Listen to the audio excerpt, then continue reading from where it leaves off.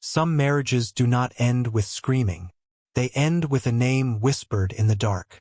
At 4:17 in the morning, Eleanor Whitmore realized her husband had never once loved her enough to forget another woman. Snow pressed softly against the tall bedroom windows of Ashbourne Manor, muting the world beyond the glass beneath layers of white and silence. The fire in the marble hearth had nearly burned out. What remained flickered weakly across the enormous bedroom, painting shadows over silk sheets and dark mahogany walls polished by generations of servants who understood that wealthy people preferred their grief hidden beneath beautiful things. Eleanor lay awake beside her husband, staring at the carved canopy above their bed, while the grandfather clock near the fireplace dragged each second forward with unbearable precision. She had not slept. Lately, sleep felt reserved for people whose hearts were not constantly bracing for disappointment. Adrian Ashford slept on his back beside her, one arm folded across his chest. His breathing slow and deep in the way only emotionally careless men seemed capable of breathing. He looked younger asleep, softer around the mouth, less distant, less impossible to reach. It almost made her angry. For 3 years, Eleanor had shared this bed with him. 3 winters, 3 summers, 3 years of cold dinners across endless dining tables and polite conversations that sounded more like business arrangements than marriage. She knew the exact hour he preferred tea. She knew which cufflinks he wore when stressed. She knew how he rubbed his thumb against crystal glasses whenever estate matters became difficult. She knew everything about him except how to make him look at her like she mattered. The tragedy was not that Adrian was cruel. Cruel men were easier to hate. Adrian was simply absent, emotionally unreachable. A man who walked through life as if every important part of him had been buried somewhere no one else could touch. Eleanor shifted slightly beneath the blankets, careful not to disturb him. Outside, wind swept across the estate grounds, rattling bare branches against the windows like skeletal fingers. Somewhere downstairs, pipes groaned softly through the walls. Ashbourne Manor always sounded alive at night. Not warm, not welcoming. Alive in the way ancient cathedrals felt alive.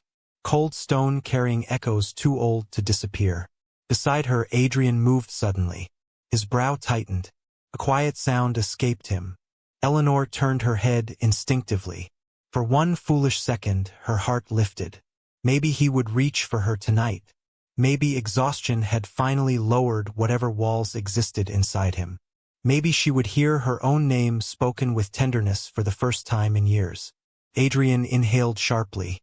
Then he whispered, "Vivian, stay." Eleanor stopped breathing. The room did not change. The fire still cracked softly. Snow still drifted beyond the windows. The clock still ticked. But something inside her went perfectly still. Adrian shifted closer in his sleep, his voice rough with unconscious longing. "Please do not leave again. Vivian." Her sister's name. Not once. Not accidentally. Like prayer. Like memory. Like regret. Eleanor stared at the darkness above her, while cold spread slowly through her chest, deeper and sharper than pain. Pain implied surprise. This was something worse. Confirmation. She closed her eyes briefly. Not because she was crying. She was not.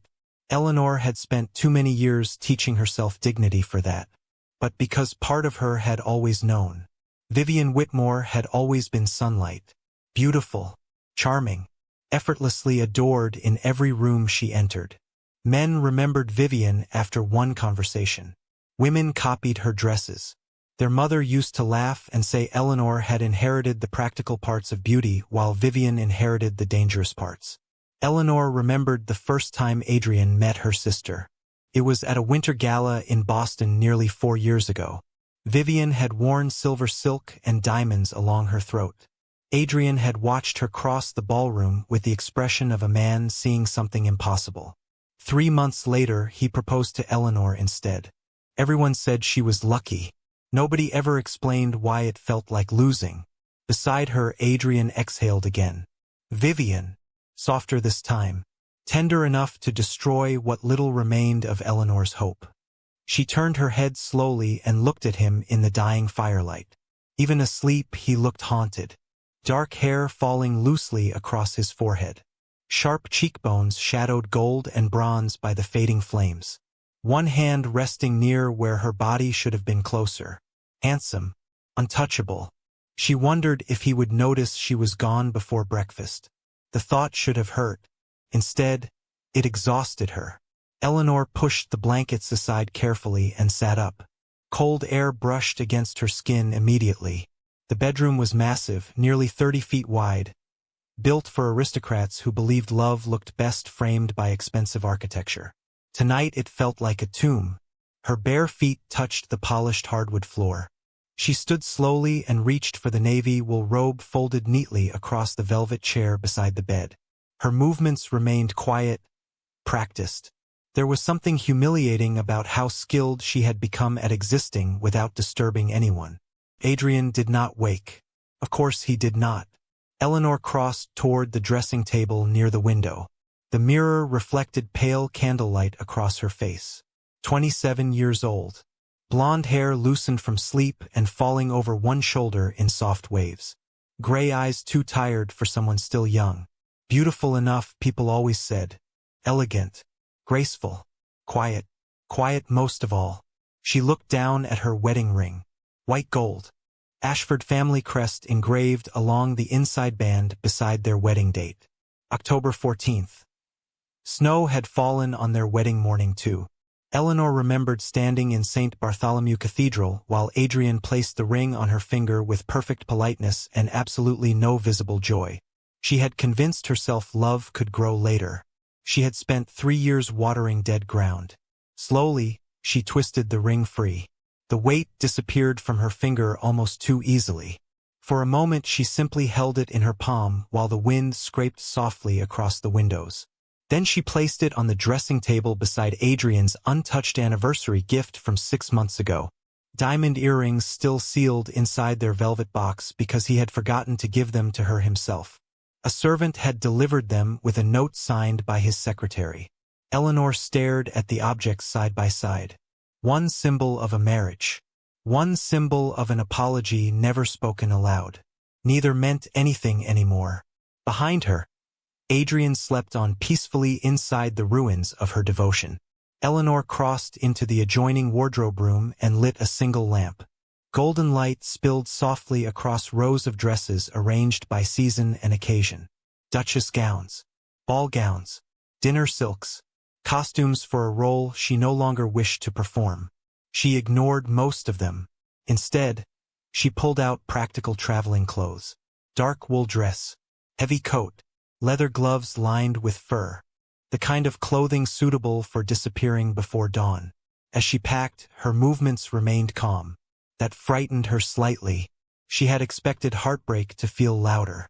But perhaps the loud part had happened slowly over years. Tonight was simply the moment something finally ended.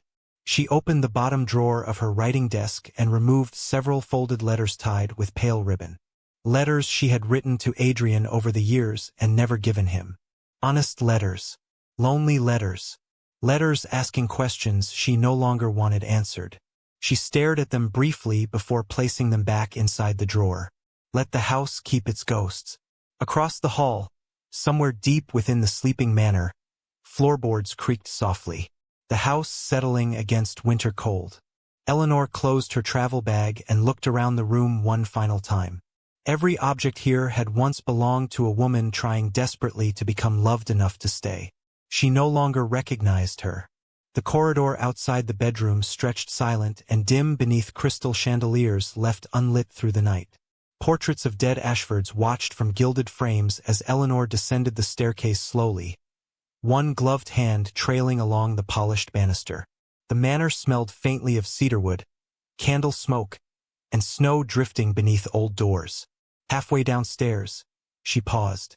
The library doors remained slightly open. Light flickered faintly inside. Eleanor frowned. At this hour, the household should have been asleep. She stepped closer carefully and stopped at the doorway. Vivian sat near the fireplace holding a crystal glass of untouched wine. She wore dark emerald silk beneath a cream shawl, her golden hair perfectly arranged despite the late hour. Beautiful even in exhaustion. Of course she was. Vivian looked up slowly as Eleanor appeared. Neither woman spoke immediately. Firelight danced between them. "You are leaving," Vivian said quietly at last. Not a question. Eleanor tightened her grip on the leather travel bag. "You knew." Vivian lowered her eyes toward the wineglass turning slowly between elegant fingers. "I heard him." Eleanor laughed softly then. He had simply loved someone else quietly enough to make her feel guilty for noticing. Vivian stepped closer. "You do not have to disappear because of this." Eleanor looked toward the tall windows where snow continued falling beyond black glass. "I think I disappeared a long time ago." Vivian's eyes filled suddenly. "He does care about you." Eleanor smiled faintly. "Not enough." The truth settled between them like winter ash. Upstairs, somewhere distant within the enormous manor, a door opened softly. Floorboards creaked. Adrian waking. Eleanor felt it instinctively. The end arriving. Vivian heard it too. Panic flashed briefly across her face. "Please," she whispered. "Talk to him before you go." Eleanor looked toward the staircase. 3 years ago, she would have run toward any possibility of being chosen. Tonight she only felt cold. "No," she said softly. "If he has to lose me to notice I was here, then there is nothing left worth saving." Then she turned, opened the front door of Ashbourne Manor, and stepped into the falling snow before dawn. Behind her, somewhere deep inside the house she once tried to make into a home, Adrian Ashford finally discovered the empty side of the bed. The first thing Adrian noticed was the cold. Not ordinary winter cold. Not the kind drifting through old manor windows during January storms. This cold felt personal. The left side of the bed had gone completely untouched beneath his hand. He opened his eyes slowly into darkness and silence. The fire had died sometime before dawn. Pale gray morning light pressed weakly through the curtains, washing the enormous bedroom in colorless shadows. Adrian inhaled once, disoriented. Something felt wrong immediately. He sat up, one hand dragging across his face while exhaustion still clung heavily to his body. The grandfather clock near the fireplace read 5:42 a.m. too early. He rarely woke before 7 unless estate matters demanded it. Yet now his pulse beat strangely uneven beneath his ribs. Beside him, Eleanor's side of the bed remained empty. The blankets folded back neatly, pillow untouched by warmth. Adrian frowned. She often woke early. Sometimes she read in the morning room before breakfast. Sometimes she reviewed correspondence before the staff fully rose for the day. Yet something about the stillness inside the room unsettled him instantly. Then he saw the ring. White gold resting alone against the dark wood of the dressing table. Motionless. Deliberate. Adrian stared at it without moving. For several long seconds, his mind refused to understand what his eyes already knew. He swung his legs over the side of the bed and stood too quickly. The room tilted slightly before steadying again beneath him. "Eleanor." Silence answered. Adrian crossed the room barefoot, the hardwood cold beneath his feet. He reached the dressing table slowly. Her wedding ring gleamed pale in the weak winter light beside the velvet jewelry box he had forgotten to give her himself 6 months earlier. The sight hit him strangely hard. Not sharp, not immediate, like ice slowly cracking across deep water. He picked up the ring carefully, felt lighter than it should have. On the mirror beside it, he noticed faint fingerprints across the glass. Fresh. She had stood here recently, looking at herself one last time. Something tightened painfully inside his chest. "No," he said quietly to the empty room. His voice sounded unfamiliar. He turned sharply toward the wardrobe room. Half-open drawers. Missing dresses. Missing traveling coats. Her dark blue winter boots gone from their usual place near the cabinet. Adrian's pulse began climbing now. Fast. Unsteady. He moved into the hallway without bothering to dress fully. Dark trousers hanging low against his waist. White shirt half-buttoned beneath the open collar. The corridor stretched long and silent beneath dim chandeliers. Usually by this hour, the manor had already begun waking around Eleanor's routines. Tea prepared downstairs. Correspondence sorted. Staff moving with quiet efficiency because she had trained the house into smooth perfection over 3 years. This morning the silence felt wrong. Adrian descended the staircase 2 steps at a time. Mrs. Holloway. His voice echoed sharply through the entrance hall. A startled maid nearly dropped a silver tray near the dining room doors. Mrs. Holloway, the housekeeper, appeared moments later from the east corridor looking alarmed by both his tone and appearance. "Your Grace." Adrian held Eleanor's ring tightly in one hand. "Where is my wife?" The older woman froze almost imperceptibly. That tiny hesitation told him everything before she even spoke. "Her Grace left before dawn." Adrian stared at her. "Left?" "Yes, sir." "Where?"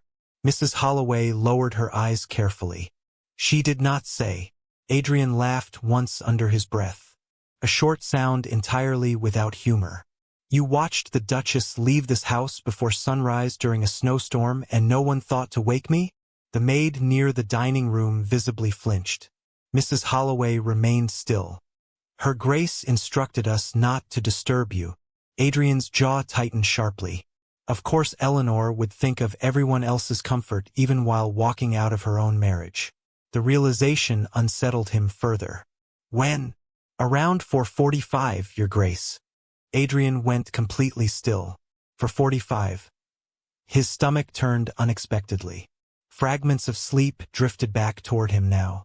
Snow outside the windows. Eleanor beside him in darkness. The distant feeling of speaking. Adrian frowned suddenly. His memory remained blurred around the edges, slippery and incomplete. He remembered dreaming. Vivian's face. A ballroom years ago. Silver silk beneath candlelight. Then nothing. His expression hardened. "Did she leave alone?" "Yes, sir."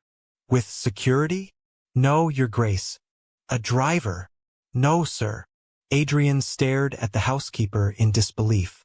"You allowed the Duchess of Ashbourne to walk into a blizzard alone before dawn?" Mrs. Holloway looked genuinely uncomfortable now. "Your wife did not ask permission, sir." "Your wife, not Eleanor." The wording landed strangely. Adrian turned away sharply before anger without direction could fully rise inside him. He crossed into the dining room where breakfast service had already begun. The long table looked wrong immediately. Too empty. Eleanor's place untouched near the windows overlooking the frozen gardens. A cup of tea rested there already prepared exactly how she liked it. 1 sugar cube. Milk on the side. Steam still rising softly from the porcelain. Adrian stared at it longer than necessary. "Remove that," he said quietly. No one moved. The servants exchanged uncertain glances. Adrian looked up slowly. "Now." A footman rushed forward immediately. Yet halfway across the room he hesitated. "Your Grace." The Duchess organized the tenant meetings for today, and the winter supply contracts from Boston require signatures before noon. Also the charity committee from Hartford arrives at 3, and... The young man stopped speaking as Adrian's expression shifted from irritation into confusion. "What are you talking about?" The footman blinked nervously. Mrs. Holloway stepped carefully into the silence. "Her Grace managed the winter schedules every year." Adrian looked between them. "The steward handles estate schedules." Another hesitation. Another silence too loaded to ignore. "Mr. Whitaker handles bookkeeping." Mrs. Holloway clarified gently. "But Her Grace reviewed everything personally." Adrian frowned harder now. "Personally?" "Yes, sir." Something cold moved slowly through him. He looked around the dining room, suddenly seeing details he had somehow missed for years. The flowers arranged precisely despite winter shortages. The polished silver prepared before sunrise. Correspondence already stacked beside his chair according to urgency and region. His entire life moved smoothly around invisible systems he had apparently never bothered to examine. Systems Eleanor built quietly while he assumed comfort simply happened naturally around him. "Where is Whitaker?" Adrian asked flatly. "In his office, sir." Adrian turned immediately toward the west wing. The steward's office smelled strongly of ink, dust, and burning coal. Mr. Whitaker rose quickly from behind his desk the moment Adrian entered. Your Grace, I was just preparing the quarterly. My wife left. Whitaker froze. I see. Adrian's eyes narrowed sharply. You already knew. Mrs. Holloway informed me 10 minutes ago. Adrian stepped closer toward the desk. Then perhaps you can explain why every person in this house apparently depended entirely on Eleanor, while I remained the only one unaware. Whitaker looked genuinely uncomfortable now. The steward was nearly 60, careful by nature, a man who preferred numbers over emotional conversations. Your wife preferred discretion. Adrian's voice dropped colder. Answer the question. Whitaker inhaled carefully. Her Grace reviewed tenant disputes personally every Thursday evening. She corrected the shipping ledgers after the Portland investment losses 2 years ago. She negotiated lower railroad freight rates last winter when fuel prices rose. She also discovered fraud within the Hartford textile accounts last spring. Adrian stared at him silently. Whitaker continued more cautiously now. The Duchess handled a great many matters privately, Your Grace. Why?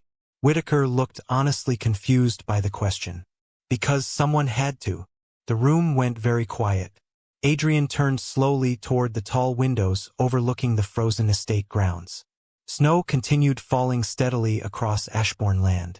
White against endless gray. Somewhere out there Eleanor was alone, traveling without security through winter roads before sunrise, carrying whatever remained of her life inside one small bag. The image unsettled him more than it should have. Behind him, Whitaker cleared his throat carefully. There is another matter, sir. Adrian did not turn around. What? The Boston creditors arrive tomorrow morning. And silence lingered too long again. Adrian finally looked back over his shoulder. Whitaker's expression had tightened with visible concern. Your wife was handling those negotiations personally. Adrian felt something sharp move beneath his ribs then. Not pain exactly. Something more dangerous. The first crack in certainty. What negotiations? Whitaker looked stunned now. Your Grace, Ashbourne lost nearly $4 million after the railway collapse last year. Adrian stared at him blankly. Whitaker swallowed hard. Her Grace prevented public exposure by restructuring the debts through 3 private accounts. Adrian said nothing. He could not, because for the first time since Eleanor walked out of Ashbourne Manor, an impossible thought finally entered his mind. He did not actually know his wife at all. And somewhere upstairs inside the bedroom she had quietly abandoned before dawn, the scent of her perfume still lingered faintly against the pillows while the life she had been holding together for him began collapsing hour by hour in her absence. By noon, Ashbourne Manor no longer felt like the home of an aristocratic dynasty. It felt like a machine beginning to fail piece by piece beneath invisible pressure. Adrian stood inside his study staring at 3 open ledgers spread across the massive walnut desk while snowstorm light turned the room pale and severe around him. The fireplace crackled sharply behind his back. Somewhere down the hall, raised voices drifted briefly before falling silent again. Another problem. Another thing apparently held together for years by a woman he had barely noticed unraveling in real time. He pressed one hand against his temple. Explain this again. Whitaker adjusted his spectacles nervously. The Northern Rail investments collapsed 14 months ago, Your Grace. I heard that part. Adrian's voice remained calm. Too calm. What I am asking is why my wife appears to have been personally negotiating millions of dollars in debt restructuring without my knowledge.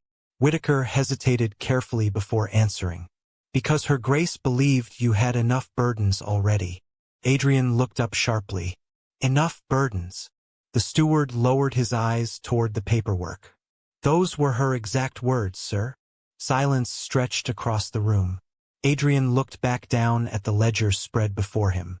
Numbers, notes, handwritten calculations in Eleanor's unmistakably elegant script filling entire margins beside official reports. Precise corrections. Recommendations. Questions for bankers in Boston and Hartford. Alternative investment projections. One page contains 6 separate shipping routes mapped carefully in black ink with fuel cost estimates written beneath each one. Adrian stared at the handwriting for a long moment. He remembered buying Eleanor that fountain pen during their first Christmas together because she once mentioned liking the weight of silver pens over gold. At the time, he considered the gesture thoughtful. Now he realized she had probably used it to quietly save his estate from financial ruin while he attended dinners and political meetings, believing himself entirely in control of his own life. The realization settled heavily inside him.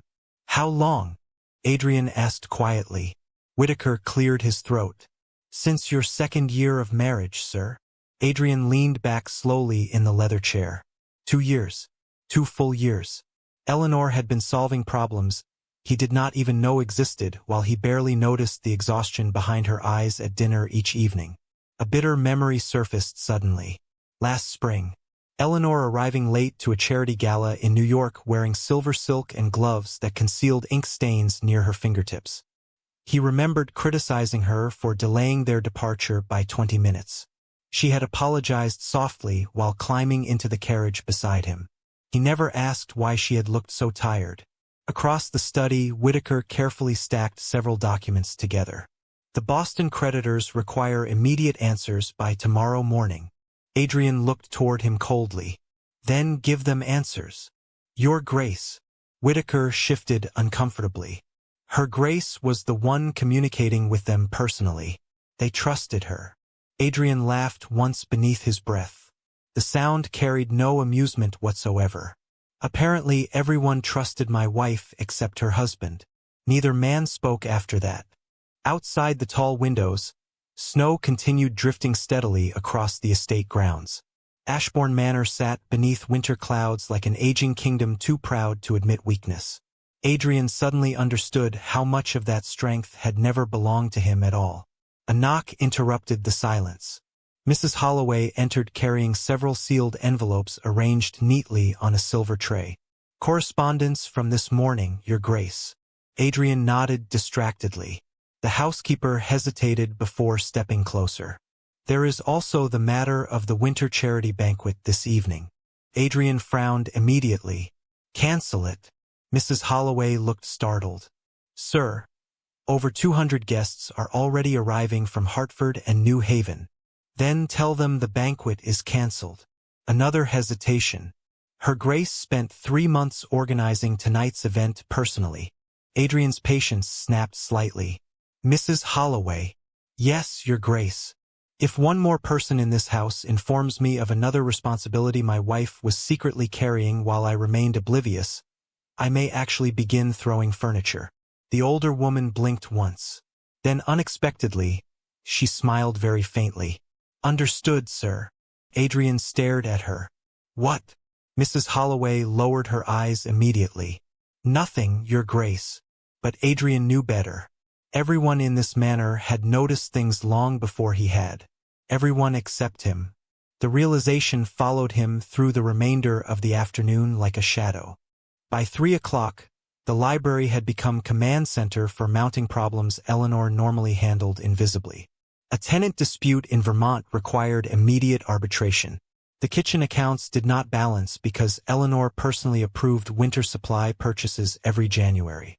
A senator's wife from Boston demanded confirmation regarding tonight's banquet seating arrangements because apparently only Eleanor knew which families could not be placed beside each other without creating social warfare. Adrian stood near the fireplace while staff moved anxiously around him carrying papers and schedules. The entire house felt off balance, like musicians trying to perform after losing the conductor. "Where is the revised guest chart?" one servant asked nervously. "Her Grace kept it in the blue binder beside the correspondence desk," another whispered back. "No. She moved it yesterday after Lady Beaumont demanded changes." "Did anyone check the West Parlor cabinet?" Adrian closed his eyes briefly. This was madness. Not because the household depended on Eleanor. Aristocratic estates often revolved around capable duchesses behind the scenes. No. The madness was that he genuinely had not understood the scale of what she carried every single day while standing 3 feet beside him. 4:15 Vivian arrived. Adrian heard her before he saw her. Soft footsteps crossing the marble entrance hall. Staff voices lowering instinctively around her presence. He looked up as she entered the library wearing a dark wool coat dusted with melting snowflakes, golden hair pinned elegantly beneath a cream hat. Beautiful, controlled, familiar.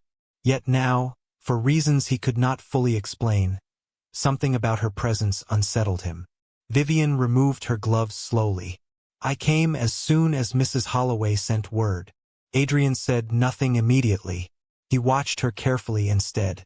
The shape of Eleanor's face existed faintly within Vivian's features. Same gray eyes, same blonde hair. Yet where Eleanor moved quietly through rooms like candlelight, Vivian entered spaces the way storms entered coastlines. Impossible not to notice. Vivian glanced around the crowded library. "You look terrible." Adrian almost smiled despite himself. "Thank you. I mean it." Her expression softened briefly. "Have you slept at all?" Adrian looked back toward the papers spread across the desk. "Apparently my wife spent the last several years preventing financial collapse while I attended political dinners believing myself useful." Vivian went still. "What?" Adrian gestured vaguely toward the mountains of documents surrounding them. "Eleanor managed everything." Vivian stared at the papers now. Slowly, something unreadable crossed her face. Not surprise exactly.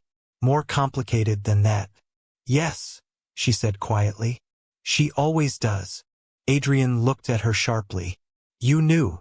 Vivian exhaled slowly and crossed toward the fireplace. "Eleanor has been fixing everyone's lives since she was 14 years old." The words landed strangely hard. Adrian frowned. "What is that supposed to mean?" Vivian looked into the fire for several seconds before answering.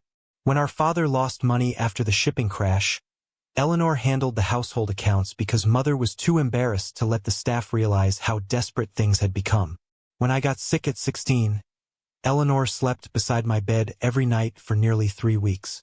When Mother drank too much after Father died, Eleanor became the one keeping the house together while everyone praised me for being charming at dinner parties." Adrian listened silently. Vivian smiled faintly without humor. "She has spent her entire life making chaos look graceful enough for other people to ignore." Something cold moved slowly through Adrian's chest again. Guilt now, clearer than before. He remembered hundreds of moments suddenly rearranging themselves inside his memory with horrifying clarity. Eleanor quietly leaving parties early because she felt tired. Eleanor sitting beside him late at night with account books open while he half-listened to political reports. Eleanor missing meals. Eleanor carrying exhaustion behind elegant smiles while he assumed composure meant happiness. "She should have told me," Adrian said quietly. Vivian turned toward him sharply then. "Would you have listened?" The question cut deeper than anger would have. Adrian said nothing, because the terrible answer sat waiting inside him immediately. "Probably not." Vivian softened slightly at his silence. "She loved you very much." Loved, past tense. Adrian looked away toward the snow outside the windows. "I did not ask her to leave." "No," Vivian's voice lowered carefully. "But sometimes people leave long before they walk out the door." Silence settled heavily between them. Then a servant rushed suddenly into the library looking pale. "Your Grace." Adrian turned immediately. "What now?" The Hartford investors arrived early. The young man swallowed nervously. "They are asking for the Duchess." Adrian closed his eyes briefly. Of course they were. Everyone was. The servant hesitated again before adding quietly, "Sir, none of us actually know where she keeps the finalized contracts." Adrian opened his eyes slowly. Across the room, Vivian watched him with something dangerously close to pity. And for the first time in his entire adult life, Adrian Ashford realized power meant absolutely nothing when the person quietly holding your world together finally decided to stop carrying you. The banquet began collapsing at exactly 6:12 p.m. Adrian knew the precise time because the third argument erupted beside the ballroom doors just as the grandfather clock in the west corridor finished chiming the quarter hour. Snow hammered softly against the tall windows of Ashbourne Manor, while more than 200 guests filled the marble halls beneath chandeliers blazing gold against the winter dark. Expensive perfume mixed with candle smoke and polished silver. Violins drifted through the ballroom from the orchestra balcony. Everything looked flawless. Everything was failing. The Hartford delegation refuses to sit beside the Winthrops. A servant appeared at Adrian's elbow looking close to panic. They said Her Grace always arranged separate tables. Adrian rubbed one hand slowly across his jaw. Then move the tables. We cannot, Your Grace. Lady Winthrop already caused a scene in the East Salon because someone moved her husband's chair 3 inches from its usual place. Adrian closed his eyes briefly. Somewhere behind him, another servant hurried past carrying fresh seating charts, while 2 footmen nearly collided beside the staircase, attempting to redirect arriving guests. The entire manor moved with the strained energy of people trying desperately to prevent visible disaster. Normally Eleanor would have glided through this chaos quietly, fixing problems before they became public humiliations. Tonight her absence hung over the estate like fog. Adrian adjusted the cuffs of his black formal jacket and stepped deeper into the ballroom. Conversations softened slightly as guests noticed him crossing the polished marble floor beneath towering crystal chandeliers. Wealthy men nodded respectfully. Women lowered voices behind jeweled fans. Yet beneath the polished atmosphere, Adrian sensed something dangerous spreading through the room already. Curiosity, gossip, questions. Where is the Duchess? The orchestra continued playing while servants circulated champagne across silver trays. Yet the rhythm of the evening felt uneven without Eleanor anchoring it together. Adrian had never realized how often guests unconsciously looked toward her during events like this, waiting for subtle signals, guidance, grace. She had spent years making aristocratic performance appear effortless. Now every flaw showed openly. Adrian. Vivian approached from across the ballroom wearing deep emerald silk that caught candlelight like liquid glass. Conversations shifted subtly around her as always. She belonged naturally in rooms like this. Elegant, composed, dangerous without trying. Adrian looked at her tiredly. Please tell me someone is not threatening international scandal over seating arrangements again. Vivian almost smiled. Not yet. She stepped beside him, lowering her voice carefully. But half the women here are already whispering about Eleanor. Adrian's expression hardened immediately. What exactly are they saying? Vivian glanced briefly toward a cluster of older socialites near the orchestra platform. That your wife vanished before dawn after an argument. There was no argument. I know that. Vivian hesitated slightly. Unfortunately, gossip rarely requires truth. Adrian looked around the ballroom. Hundreds of glittering people beneath gold light and winter shadows. Every conversation suddenly sounded false to him. Hollow. He remembered Eleanor standing quietly beside him during events like this while guests praised her calm elegance. None of them understood she memorized seating dynamics for entire political families to prevent conflict before it started. None of them knew she often skipped meals during banquet weeks from exhaustion. None of them noticed her because she made their comfort appear natural. Your Grace. Mrs. Holloway appeared beside them carrying another stack of papers. The senator's wife insists the winter charity pledges cannot proceed without the Duchess's final approvals. Adrian stared at the ceiling for one long second. Of course she does. Vivian watched him carefully now. You really had no idea, did you? Adrian laughed quietly beneath his breath. Apparently I shared a house with a woman running an empire while I congratulated myself for noticing when she changed hairstyles. Vivian's expression shifted unexpectedly then. Sadness this time. Genuine sadness. Eleanor used to wait for you after these events. Adrian looked at her sharply. Vivian continued softly, while watching the dancers move across the ballroom floor. You would stay downstairs with senators and investors until 2 in the morning. She would sit awake in your bedroom reading because she hated sleeping before you came upstairs. Adrian felt something tighten painfully inside his chest. Vivian glanced toward him. She always said you worked too hard. He looked away immediately. Memory rose before he could stop it. Eleanor asleep beside the lamp near the bedroom window. Books fallen across her lap. Firelight soft against her face while he entered quietly after another political dinner in Boston nearly a year ago. He remembered lifting the blanket over her shoulders before climbing into bed beside her. At the time, he considered the gesture kindness. Now he realized she had probably been waiting hours simply to see him for 5 minutes before sleep. The orchestra shifted into a slower waltz. Couples drifted elegantly across the ballroom beneath glittering crystal light while snow buried the estate deeper outside. Vivian watched the dancers silently for a moment. Then she spoke without looking at him. "You know she almost did not marry you." Adrian frowned immediately. "What?" Vivian finally turned toward him fully. 3 weeks before the wedding, Eleanor tried to call it off. The world seemed to narrow strangely around those words. Adrian stared at her. "Why?" Vivian's smile carried no amusement whatsoever. "Because she thought you were still in love with me." Adrian felt the blood drain slowly from his face. "That is absurd." Vivian held his gaze steadily. "Is it?" Silence crashed heavily between them. Across the ballroom, laughter rose near the champagne tables, while servants hurried through polished crowds carrying silver trays. The beautiful performance of wealth continued uninterrupted around them. Yet Adrian suddenly felt disoriented inside it. "I married Eleanor," he said finally. "Yes." Vivian's voice softened painfully.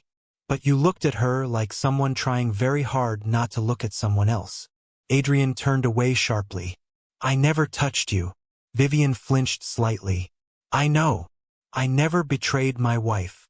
"No," her eyes lowered briefly toward the marble floor. "You just made her spend 3 years wondering why she was never enough to make you forget me." The words landed like ice water. Adrian said nothing because there was nothing to say. He remembered the dream now. The snow. The darkness. Vivian's name escaping his mouth while Eleanor lay beside him listening. Shame moved through him slowly, heavy and unbearable. Across the ballroom, a burst of startled whispers suddenly rippled through the crowd near the entrance hall. Adrian looked up instinctively. 2 women stood near the staircase speaking too loudly behind jeweled fans. "I heard she finally realized the Duke only married her because Vivian rejected him. Poor thing. Quiet girls always mistake tolerance for love." Adrian went perfectly still. Vivian's face hardened instantly. "Excuse me," she said coldly, already stepping toward them. But Adrian moved first. The ballroom quieted gradually as he crossed the marble floor. Conversations faded one by one beneath the sharp certainty of his expression. The 2 women near the staircase visibly stiffened as he approached. Adrian stopped directly before them. "Repeat what you just said." One woman swallowed visibly. "Your Grace, we meant no disrespect." Adrian's voice remained low, controlled, far more dangerous than shouting. "You were discussing my wife." Silence spread outward through the ballroom now.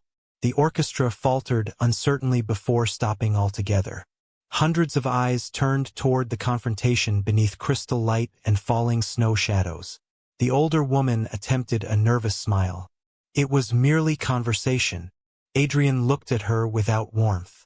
"Then allow me to contribute." The room had gone completely silent now. Adrian's gaze swept slowly across the ballroom. Senators, investors, socialites, families who spent entire lives feeding themselves on gossip polished into entertainment. "My wife," he said evenly, "has carried this estate, this family, and quite possibly my own reputation for years while people like you stood in rooms like this discussing dresses and scandals." No one moved. Adrian continued quietly. "If any person here mistakes her absence for weakness, let me correct that misunderstanding immediately." His voice never rose. It did not need to. "Eleanor Ashford is the finest person in this house, including me." The silence afterward felt enormous. The woman near the staircase lowered her eyes immediately. Across the ballroom, Vivian stared at Adrian with something dangerously close to shock. Because for the first time since Eleanor vanished before dawn, he sounded like a man finally beginning to understand exactly what he had lost. Then Mrs. Holloway appeared suddenly at the edge of the crowd looking pale. "Your Grace." Adrian turned immediately. "What now?" The housekeeper held a small leather ledger tightly against her chest. "We found this in her Grace's writing room."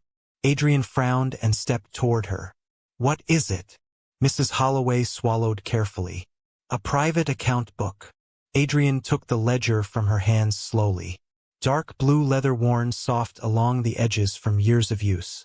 Eleanor's initials embossed faintly in silver across the front cover. He opened it carefully beneath the glittering ballroom lights. Silence deepened around him as his eyes scanned the first page. Then the second.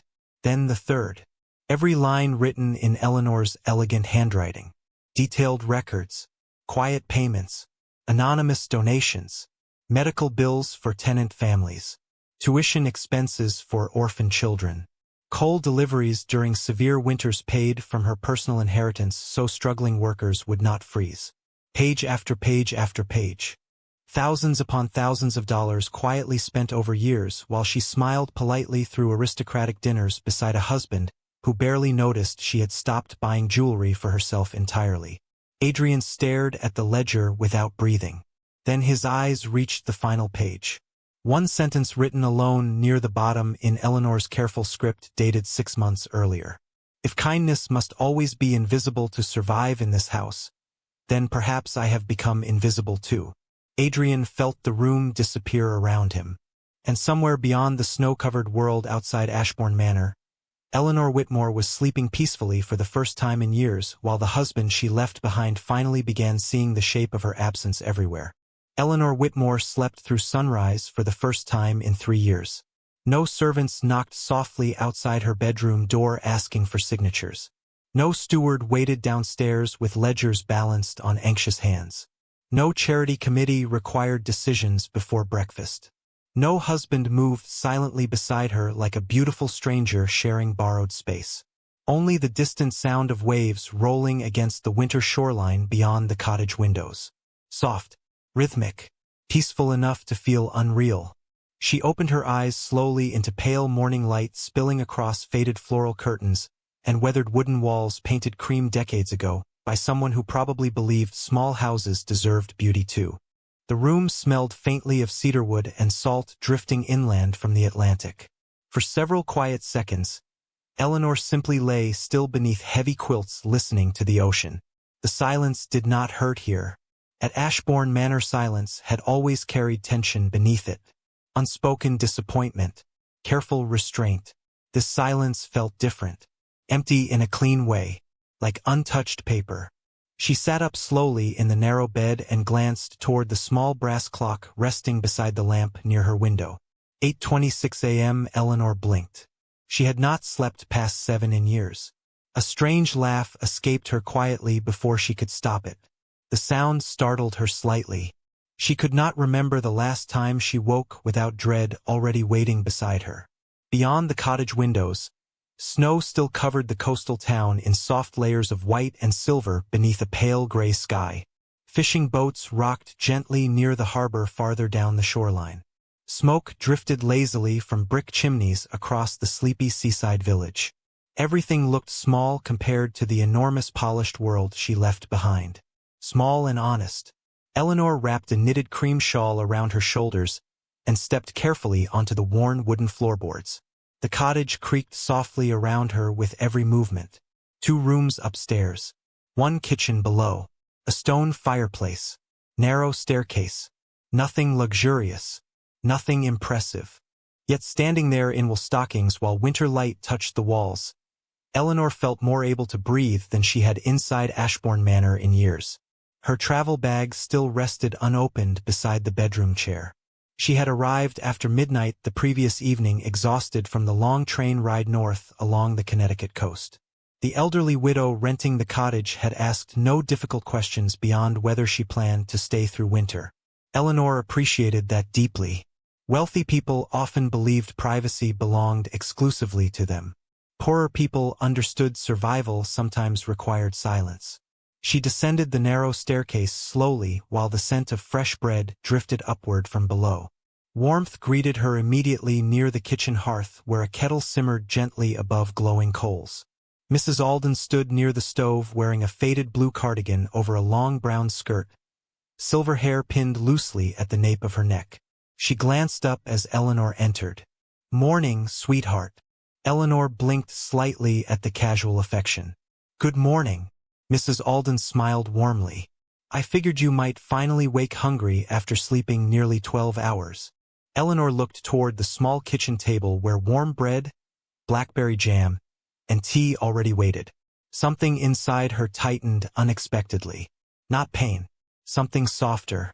She had spent years preparing comfort for other people so automatically that receiving it herself felt almost disorienting. "You did not have to do all this," Eleanor said quietly. Mrs. Alden snorted softly while slicing more bread. "Honey, feeding sad women is practically my religion." Eleanor laughed before she could stop herself.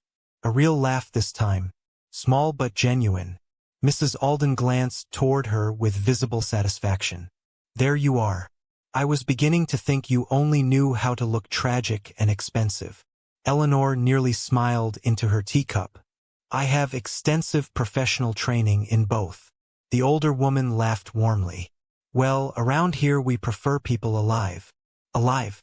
The word lingered strangely in Eleanor's chest while she sat at the tiny wooden table overlooking the snowy harbor beyond the kitchen windows. Ashbourne Manor possessed 6 formal dining rooms larger than this entire cottage. Yet she could not remember the last breakfast that tasted this peaceful. Mrs. Alden poured more tea into Eleanor's cup. "You running from a man?" Eleanor looked down at the steam rising gently between her hands.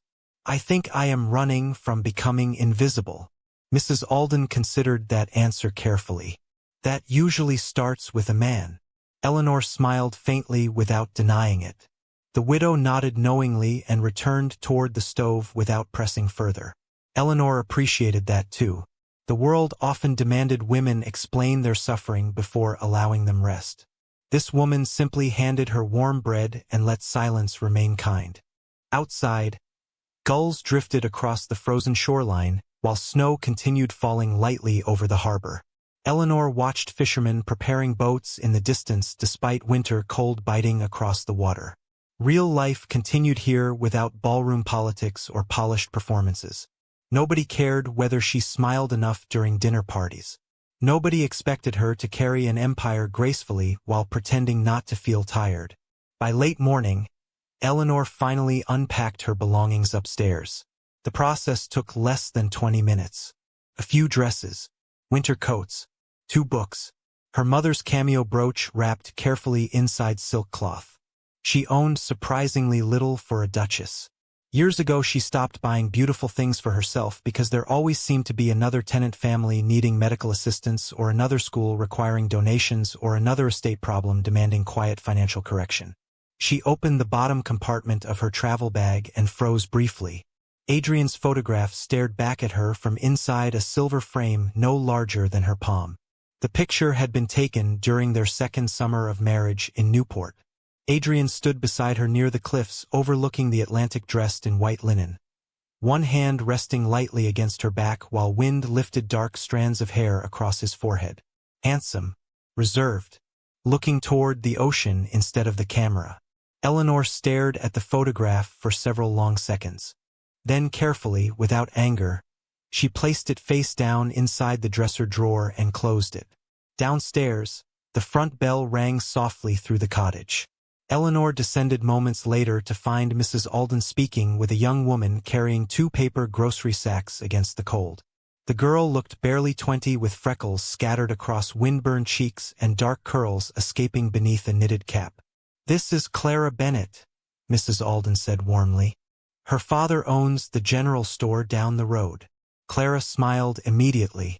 "You are the woman renting the upstairs room." Eleanor nodded politely. "I am Eleanor." She nearly added Ashford automatically. The habit caught painfully against her throat before she stopped herself. Clara did not notice. "Mrs. Alden said you came from New York." "Boston, mostly," Eleanor corrected softly. Clara handed over the grocery sacks before glancing curiously toward Eleanor again. "You do not sound like people around here." Eleanor almost laughed. "I am beginning to notice that." The younger woman grinned easily. "That is fine. Most people here sound like saltwater and bad decisions anyway." Mrs. Alden pointed toward the kitchen sharply. And some of us sound disrespectful before lunch. Clara laughed while shrugging off her coat. Eleanor watched them quietly. Their warmth with one another felt effortless, unperformed. She suddenly realized how long it had been since she existed in a room where affection was not restrained behind etiquette and social calculation. By afternoon, the snowfall finally weakened into drifting flurries over the harbor town. Eleanor wrapped herself in a wool coat and walked alone along the frozen shoreline while waves rolled dark beneath the cloudy horizon. The air smelled sharp and clean against her skin. She passed weathered fishing docks, small bookstores, bakeries with glowing windows, and families carrying groceries home through snow-covered streets. Nobody recognized her. Nobody bowed. Nobody expected anything from her beyond ordinary politeness. The freedom of it nearly frightened her. Near the edge of the harbor, she stopped beside a narrow wooden bench overlooking the water. Wind tugged softly at loose strands of blonde hair escaping her coat collar. In the distance, lighthouse beams swept slowly across gray winter waves. Eleanor closed her eyes briefly and inhaled cold salt air deep into her lungs. Then, for the first time since leaving Ashbourne Manor, she allowed herself to think about Adrian clearly. Not the Duke. Not the distant political figure. Just the man. The truth hurt in quieter ways now. Adrian had never screamed at her. Never humiliated her publicly.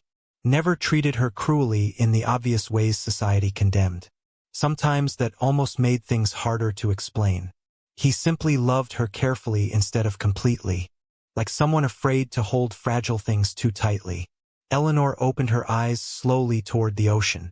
Somewhere far south beyond the snow and coastline, Adrian was probably still standing inside polished rooms filled with people demanding pieces of him while he carried grief he did not know how to express properly.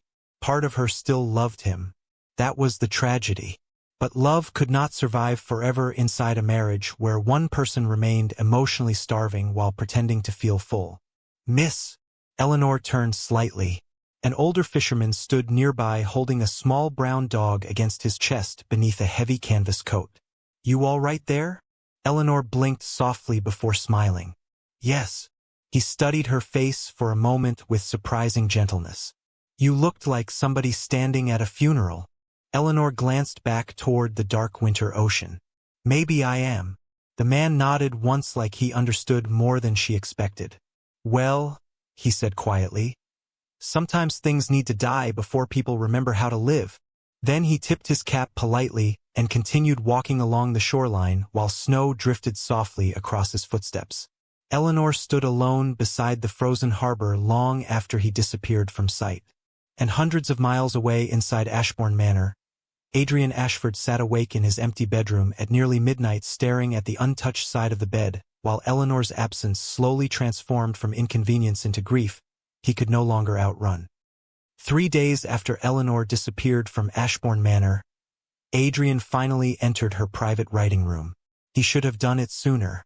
The realization followed him heavily as he stood outside the closed walnut doors near the east wing corridor while early morning light stretched pale across the marble floors beneath his feet.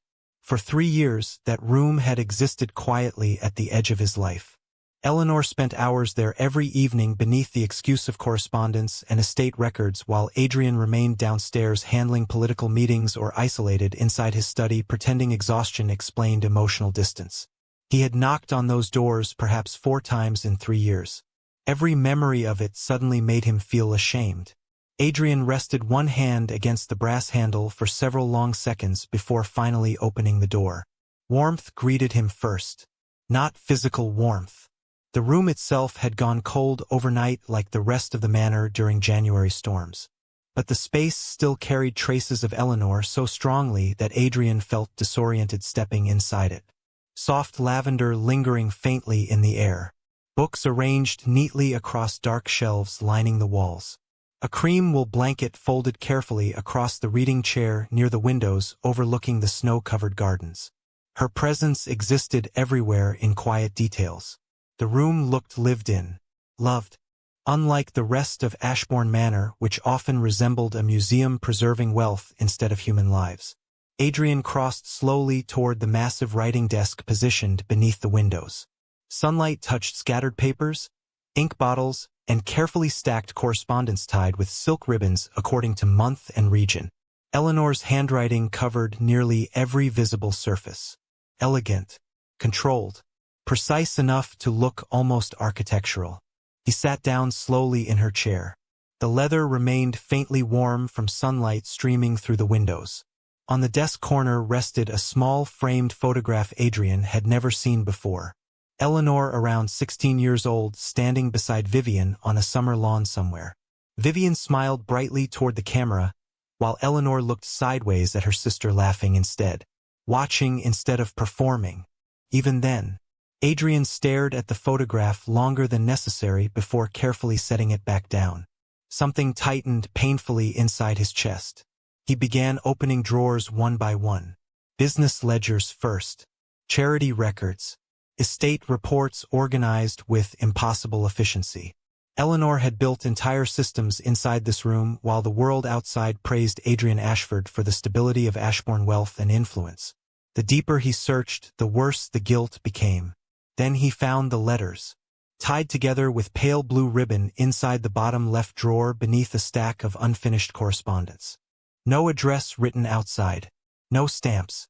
Just folded cream paper worn soft along the edges from being handled too often. Adrian frowned slightly before loosening the ribbon carefully. The first letter unfolded slowly beneath his fingers. October 12th. 2 years ago. Adrian recognized Eleanor's handwriting immediately. Adrian, I know you are busy. I always know you are busy. That is part of the problem. He stopped breathing for a moment. The room felt suddenly too quiet around him. Adrian continued reading. I do not think you realize how lonely this marriage has become. We spend entire weeks speaking only about schedules and obligations. Sometimes I sit across from you at dinner and wonder if you even notice when I leave the room. The words blurred slightly before his eyes. Adrian swallowed hard and unfolded the second page. I keep telling myself this distance is temporary, that eventually we will learn each other properly. But lately I am beginning to fear I am building a home inside someone who never intended to stay long enough to live there. Adrian closed his eyes briefly. Shame moved through him slowly, heavy as winter water. He reached for the next letter immediately. January 4th. Last year. Adrian, tonight at the Beaumont Gala you spent nearly 40 minutes speaking with Vivian while I stood beside the orchestra pretending not to feel invisible. I know she is my sister. I know there is history between you, but I am your wife. Sometimes I think everyone in the room remembers that except you. Adrian inhaled sharply through his nose. Memory struck instantly. The Beaumont Gala during winter season in Manhattan. Vivian wearing black velvet beneath diamond earrings, while Adrian discussed a political fundraiser with her near the ballroom staircase. He remembered Eleanor standing near the orchestra platform, smiling politely at guests. He remembered noticing she seemed quiet that evening. He never asked why. Adrian looked down at the paper, trembling slightly between his fingers now. I am trying very hard not to become bitter. I do not want to resent the people I love. But I am tired, Adrian. I am so tired of feeling like I arrived second inside my own marriage. The letter ended there, and signed, unsent. Adrian pressed one hand hard against his mouth while staring down at Eleanor's careful handwriting. Every sentence carried restraint. No screaming accusations. No cruelty. Only exhaustion. The kind that came from loving someone too long without feeling chosen in return. A knock sounded quietly against the open door. Adrian looked up sharply. Vivian stood there holding a silver tray with untouched coffee growing cold beside a stack of morning correspondence. Her expression shifted immediately the moment she saw the letters spread across the desk. You found them. Adrian stared at her silently for a long moment. How many are there? Vivian stepped inside slowly. I do not know. Adrian looked back down at the pages covering Eleanor's desk. She wrote all these and never gave them to me. Vivian's eyes softened painfully. Because she was terrified you would confirm every fear she had. Adrian laughed once quietly. Broken. I already did. Neither spoke after that. Snow drifted softly beyond the windows while morning silence settled through the writing room around them. Finally, Vivian crossed toward the fireplace slowly. "There is something you need to understand." Adrian looked toward her tiredly. Vivian hesitated. For the first time since Eleanor vanished, uncertainty crossed her face openly. "The night before your wedding," she said quietly, "Eleanor asked me if she should leave." Adrian went completely still. Vivian continued while staring into the cold fireplace. "She thought you were only marrying her because I refused you. That is not true." "No," Vivian whispered, "but you never gave her enough reason to believe otherwise." Adrian looked down at the letters again. Page after page of quiet heartbreak, hidden carefully inside drawers while Eleanor smiled gracefully through dinners and political events beside him. He suddenly realized something horrifying. She had not left impulsively. Eleanor had been disappearing slowly for years. He simply failed to notice until the final moment. Vivian crossed toward the desk carefully. "There is more." Adrian looked up slowly. Vivian swallowed once before speaking. "Some of the letters are missing." Adrian frowned immediately. "Missing?" Vivian nodded. Eleanor used to leave certain letters sealed beside her desk before deciding whether to send them. "And," Vivian lowered her eyes, "last spring, I found several opened already." Silence crashed heavily through the room. Adrian's expression sharpened instantly. "Opened by who?" Vivian hesitated too long. Adrian stood abruptly from the chair. "Vivian." She looked genuinely shaken now. "I think someone in this house has been reading Eleanor's private correspondence for years." Adrian stared at her in disbelief. "That is impossible." "Is it?" Vivian stepped closer, lowering her voice carefully. "Eleanor once told me she mailed you a letter after the Hartford trip asking if the two of you could spend more time alone together away from political obligations. You never answered." Adrian frowned sharply. "I never received any letter." Vivian's face paled slightly. "Exactly." The room suddenly felt colder. Adrian looked toward the desk again. Toward the drawers. The missing pages. Eleanor writing desperate attempts to save their marriage while someone quietly intercepted pieces of her voice before they ever reached him. "Who would do that?" Adrian asked quietly. Vivian did not answer immediately. She stared instead toward the doorway leading back into Ashbourne Manor's endless polished corridors. Then finally, almost too softly to hear, she whispered, "Someone who benefited from keeping the two of you apart." Adrian followed her gaze slowly toward the silent hallway outside the room, while snow continued falling beyond the windows. And for the first time since Eleanor walked away before dawn, something colder than guilt began settling beneath his grief. Suspicion. Adrian did not sleep that night.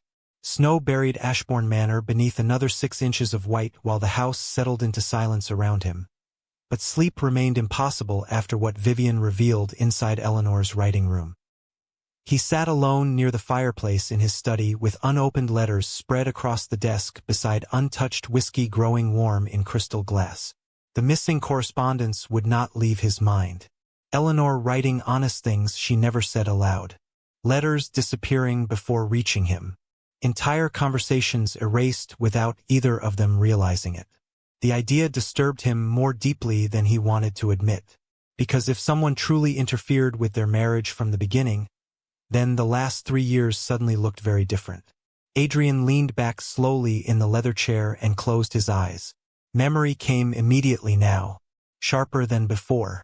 Moments he once dismissed as coincidence rearranged themselves into something colder. Eleanor asking quietly after dinner whether he had received the note she sent during the Hartford negotiations.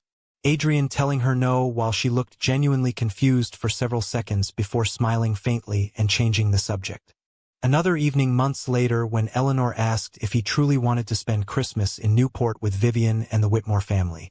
Adrian remembered assuming she sounded insecure. He kissed her forehead distractedly and told her she worried too much before returning to estate reports. God, the shame of it settled heavier every hour. A knock sounded softly against the study door sometime after midnight. Adrian opened his eyes slowly. "Come in." Mrs. Holloway entered carrying a silver tray with fresh coffee and a sealed envelope. The older woman hesitated briefly before crossing toward the desk. This arrived tonight by courier, Your Grace. Adrian took the envelope absently. His attention sharpened instantly the moment he recognized Eleanor's handwriting across the front. The sight of her name written by her own hand affected him physically now. Mrs. Holloway quietly replaced the cold coffee without speaking. Before leaving, she paused near the doorway. "Sir." Adrian looked up tiredly. The housekeeper hesitated carefully. "Her Grace always stayed awake until you came upstairs." Adrian went very still. Mrs. Holloway lowered her eyes gently. "Even on nights when you forgot to tell her you would not be home." Then she left him alone again with the sound of crackling fire and snow tapping softly against dark windows. Adrian stared at the envelope in his hands for a very long time before finally opening it. Inside rested a single folded page. No greeting, no signature, just Eleanor's handwriting. "I arrived safely. Please do not look for me until you understand why I left." Adrian's chest tightened painfully. That was all. Nothing cruel. Nothing dramatic. Just distance written politely enough to break him apart. He read the sentence 3 more times before lowering the paper slowly onto the desk. Then another realization struck him. Eleanor believed he still did not understand. And she was probably right. Across the state line, Eleanor sat near the cottage window watching snow drift across the harbor beneath dim, evening light, while Clara Bennett talked endlessly beside the fireplace about local gossip involving the mayor's son and a bakery owner's daughter. Eleanor smiled occasionally at the appropriate moments, but part of her attention remained elsewhere tonight. Restlessness followed her quietly through the evening. Not regret exactly. Something stranger. Like standing in unfamiliar sunlight after years underground and realizing freedom still required adjustment. Clara balanced 2 mugs of cocoa carefully while collapsing dramatically into the chair opposite Eleanor. "You are thinking about him again." Eleanor blinked slightly. "Is it that obvious? You get this look." Clara pointed vaguely toward Eleanor's face. "Like somebody reading sad poetry during a hurricane." Eleanor laughed softly despite herself. "That is alarmingly specific. I dated a musician once." Clara shuddered theatrically. Same expression. Eleanor smiled faintly into her tea. The younger woman studied her more carefully now. "You still love him?" It was not a question. Eleanor looked toward the dark ocean beyond the windows. "Yes." Saying it aloud hurt less than expected. Clara frowned. "Then why leave?" Eleanor considered the answer slowly. "Because sometimes loving someone is not enough to survive them." Silence settled gently between them. The cottage fire crackled warmly nearby while wind swept across the harbor outside. Clara tucked one leg beneath herself in the chair. "Did he treat you badly?" Eleanor thought about Adrian standing distant beneath ballroom chandeliers. Adrian forgetting anniversaries but remembering exactly how she took her tea. Adrian placing coats over her shoulders during winter events while emotionally remaining oceans away from her. Adrian whispering Vivian's name in his sleep like old heartbreak never truly died. "No," Eleanor said quietly. "That is what made it harder." Back at Ashbourne Manor, Adrian remained awake long after midnight reading through more of Eleanor's unsent letters beneath dim firelight. Each page revealed another version of their marriage he had somehow failed to see while living inside it. One letter described Eleanor waiting alone during storms because Adrian missed another anniversary dinner due to political meetings in Washington. Another mentioned Vivian gently suggesting Adrian never fully moved on from the past. Adrian's jaw tightened reading that part. Vivian. Slowly, pieces began aligning in ways Adrian did not like. He stood abruptly from the desk and crossed toward the liquor cabinet near the windows. Snow continued falling heavily outside while the estate slept beneath winter silence. Adrian poured whiskey into crystal glass with steadier hands than he actually felt. He remembered the first time he met Vivian Whitmore. 4 years ago at the Lowell Foundation Gala in Manhattan. She had been dazzling, sharp, effortlessly charismatic in ways that pulled entire rooms toward her naturally. Adrian admired her immediately, perhaps even desired her briefly, but that had never been love. Real love had arrived later in quieter moments. Eleanor laughing unexpectedly during a train delay in Vermont. Eleanor kneeling in gardens with dirt smudged across expensive gloves because she insisted planting winter roses herself. Eleanor sitting beside his mother during illness long after visiting hours ended simply because she did not want an old woman feeling lonely. Adrian slowly lowered the whiskey glass. His heartbeat began quickening unexpectedly. God, he had loved Eleanor for years. The realization hit with almost physical force. Not loudly, not dramatically. Worse than that, quietly enough to realize he had discovered it far too late. A sharp knock interrupted his thoughts. Adrian frowned immediately. Enter. Whitaker stepped inside looking unusually tense. Your Grace, forgive the hour. Adrian set down the glass carefully. What happened? The steward hesitated. One of the maids came forward tonight after hearing rumors regarding the Duchess. Adrian's expression sharpened instantly. What rumors? About missing letters. Whitaker swallowed carefully. Sir. She claims she saw Lady Vivian leaving the Duchess's writing room several times over the last 2 years carrying opened correspondence. Silence fell heavily between them. Adrian stared at him. You are absolutely certain. The maid swore to it. Adrian looked away sharply toward the snow-covered darkness beyond the windows. His thoughts moved dangerously fast now. Vivian intercepting Eleanor's letters. Vivian encouraging Eleanor's insecurities. Vivian constantly present whenever distance grew between them. Yet another part of him resisted the accusation instinctively. Vivian loved her sister. Did she not? Whitaker shifted uncomfortably near the doorway. There is more. Adrian closed his eyes briefly. Go on. The maid also claims Lady Vivian once instructed staff to delay delivering certain private correspondence whenever your Grace was occupied with political matters. Adrian's grip tightened slowly around the edge of the desk. Leave us. Whitaker nodded immediately and disappeared into the corridor. Adrian remained motionless beside the window after the door closed. The room suddenly felt freezing despite the fire burning brightly nearby. Vivian. Eleanor's own sister. No. It sounded impossible. Yet Eleanor's missing letters existed. And suddenly Adrian remembered dozens of strange moments he once ignored. Vivian casually mentioning Eleanor seemed distant lately. Vivian subtly steering conversations toward old memories whenever Adrian and Eleanor appeared close. Vivian always there. Between them. Around them. Never openly malicious. Just present enough to keep emotional wounds from healing properly. Adrian exhaled slowly through clenched teeth. Then, for the first time in years, he allowed himself to ask the question he should have confronted long ago. What if Vivian never wanted their marriage to survive in the first place? Meanwhile, hundreds of miles north along the frozen Connecticut shoreline, Eleanor stood alone outside the cottage beneath falling snow watching lighthouse beams sweep across dark ocean waves when Clara opened the front door behind her suddenly. Eleanor. Something in the younger woman's voice made Eleanor turn immediately.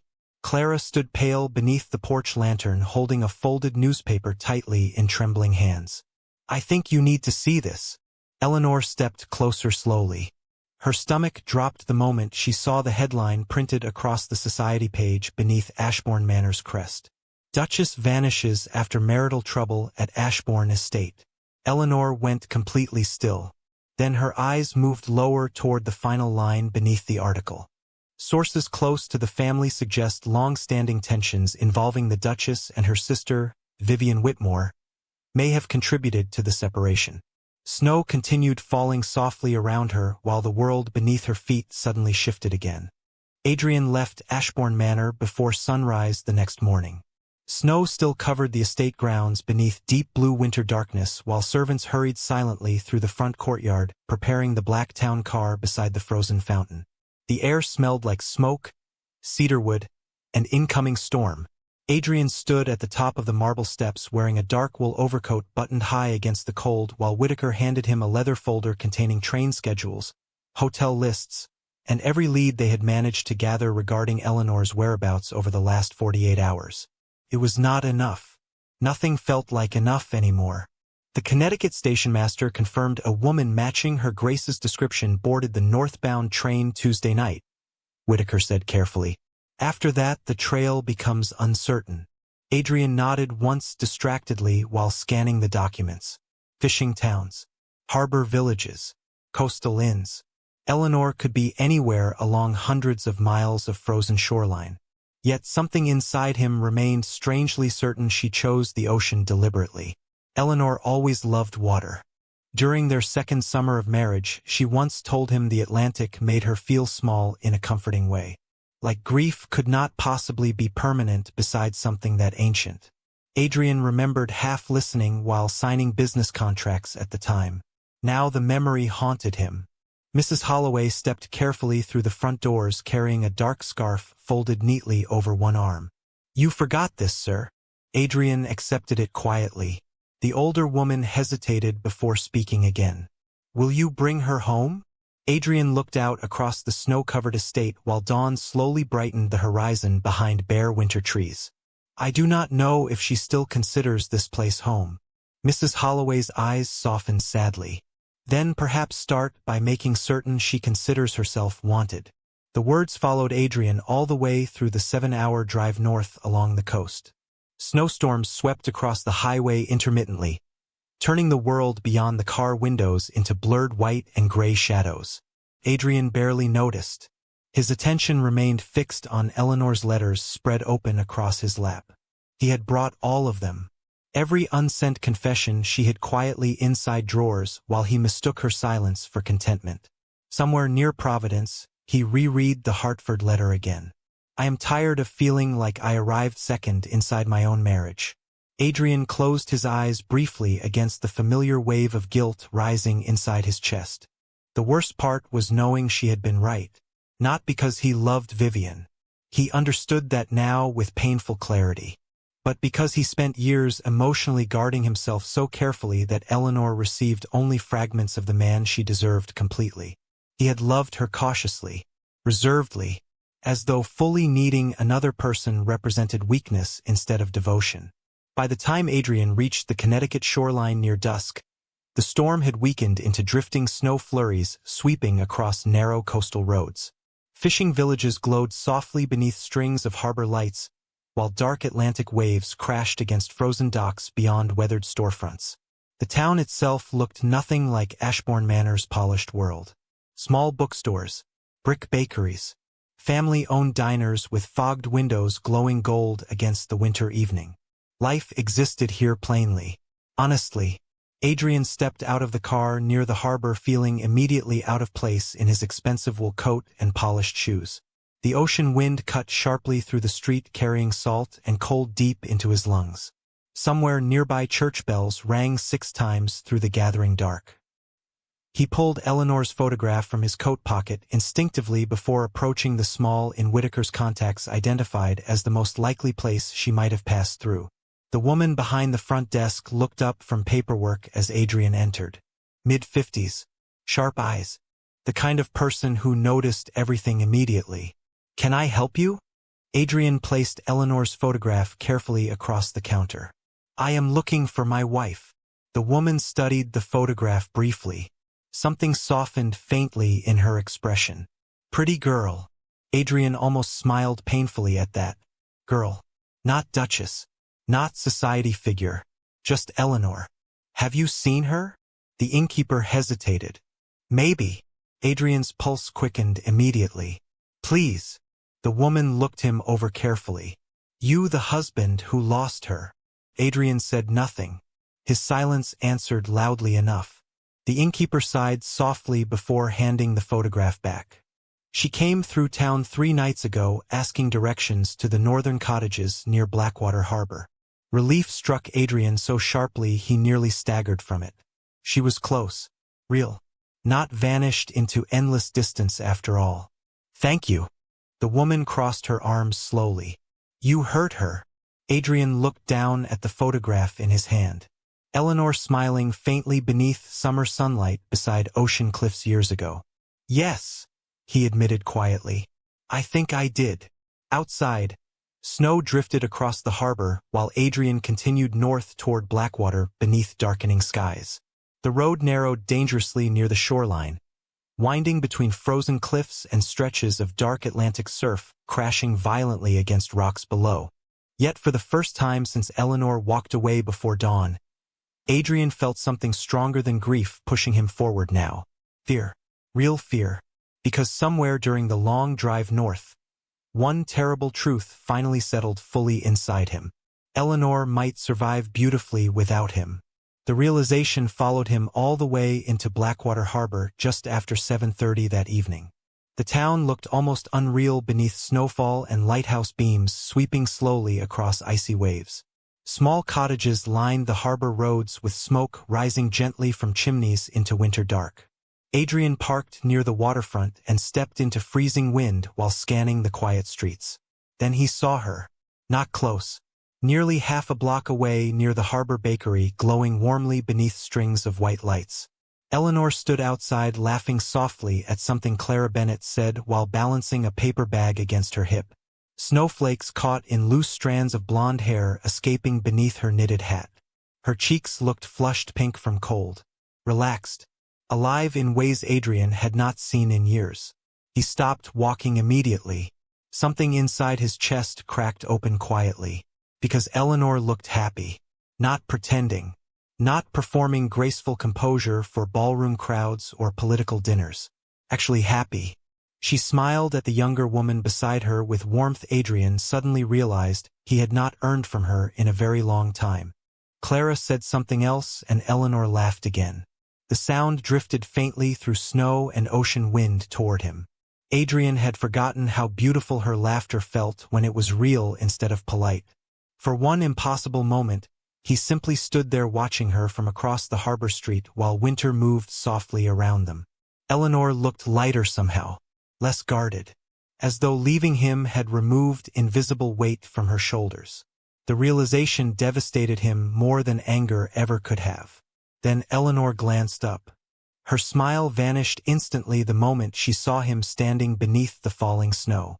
The paper bag slipped slightly in her hands. Clara turned toward Adrian in confusion before quickly understanding exactly who he must be. Silence stretched across the street between husband and wife while harbor lights reflected softly across snow-covered sidewalks. Adrian could not breathe properly. Eleanor stared at him like someone seeing a ghost she once loved deeply enough to mourn. Finally Clara cleared her throat awkwardly. "I should probably go." Neither Adrian nor Eleanor moved. Clara looked between them uncertainly before quietly disappearing into the bakery carrying the groceries inside, leaving them alone beneath drifting snow and distant ocean waves. Adrian took one slow step forward. Eleanor instinctively stepped back. The movement hit him harder than any accusation. Eleanor. Her name sounded rough in his voice now. Fragile. Eleanor tightened her grip on the paper bag slightly. "How did you find me?" Adrian looked at her carefully, the knitted cream scarf around her throat, the wool coat slightly too large around her shoulders, the exhaustion no longer shadowing her eyes. God, he missed her.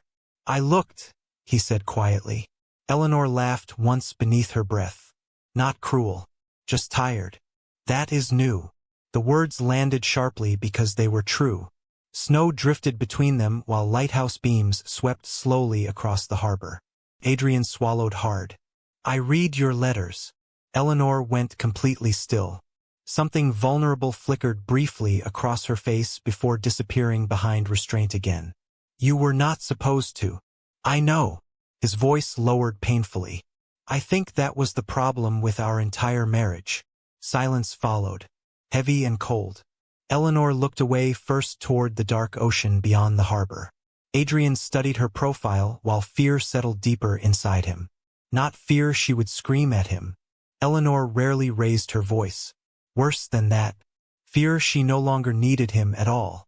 And standing there beneath falling snow while his wife looked freer without him than she ever had beside him, Adrian Ashford finally understood exactly how close he was to losing her forever. Eleanor did not invite Adrian inside the cottage that night. She listened quietly while he explained how he found her, how the letters changed everything, how Ashbourne Manor had nearly collapsed within days of her leaving. Then she thanked him politely for making the drive north and walked back inside alone beneath the falling snow. Adrian stood outside the cottage for nearly 10 minutes after the door closed, staring at warm golden light glowing through lace curtains while ocean wine tore cold against his coat. He deserved this distance. That did not make it easier to survive. By midnight he rented the smallest room available above Blackwater Harbor's general store because the town had no vacancies left during storm season. The room smelled faintly of cedarwood and old paint. Narrow bed. Small iron radiator hissing unevenly beside frost-covered windows. Nothing remotely similar to the luxury Adrian spent his entire adult life inside. Yet exhaustion finally dragged him into shallow sleep sometime after 2 in the morning, with Eleanor's face still haunting every thought he had left. The next morning Blackwater Harbor woke slowly beneath pale winter sunlight and drifting fog rolling inland from the Atlantic.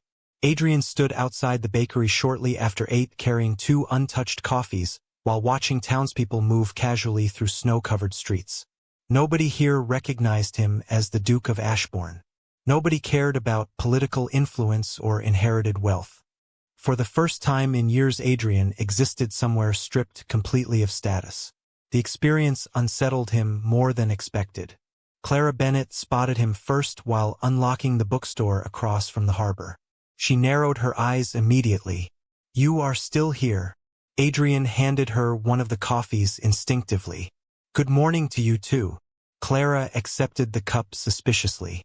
"Are you planning to emotionally devastate Eleanor again today? Or should we all prepare for something more creative?"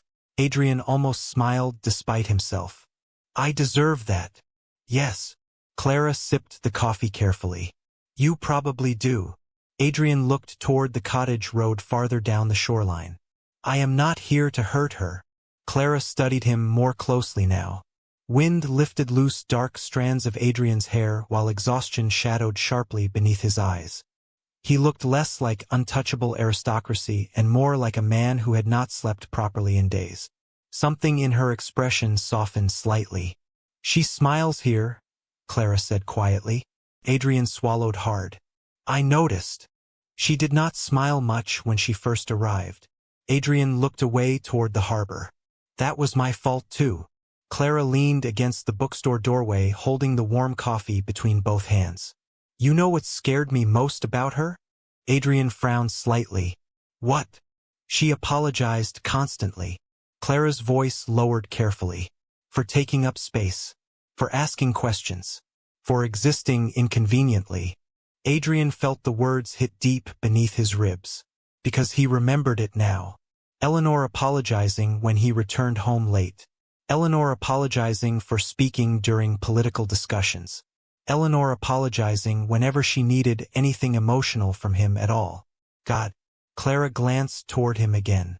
Last week Mrs. Alden burned dinner and Eleanor apologized to her for not noticing sooner. Adrian closed his eyes briefly. The shame felt unbearable now because he finally understood the scale of damage caused by years of emotional neglect too subtle for outsiders to condemn openly. Clara hesitated before speaking again. "She loved you very much." Adrian opened his eyes slowly toward the frozen harbor. "I know." "Then why did she always look lonely when people mentioned your name?" The question lingered painfully between them. Adrian had no answer that did not expose his own failures completely. Around noon Adrian wandered farther through Blackwater Harbor, while snow melted slowly beneath weak sunlight along the sidewalks. Everywhere he went, pieces of Eleanor appeared unexpectedly inside conversations with strangers. The florist near the church told him the quiet blonde woman bought extra flowers every Thursday to leave anonymously beside graves belonging to fishermen lost during storms years earlier. The elderly librarian explained Eleanor spent afternoons reading stories aloud for children whenever weather kept families indoors. A teenage boy at the grocery store mentioned she repaired his mother's broken heater after hearing about it accidentally while buying tea. Adrian listened silently to all of it. Each new story reshaped Eleanor further in his mind. Not because he discovered she was kind. He always knew that.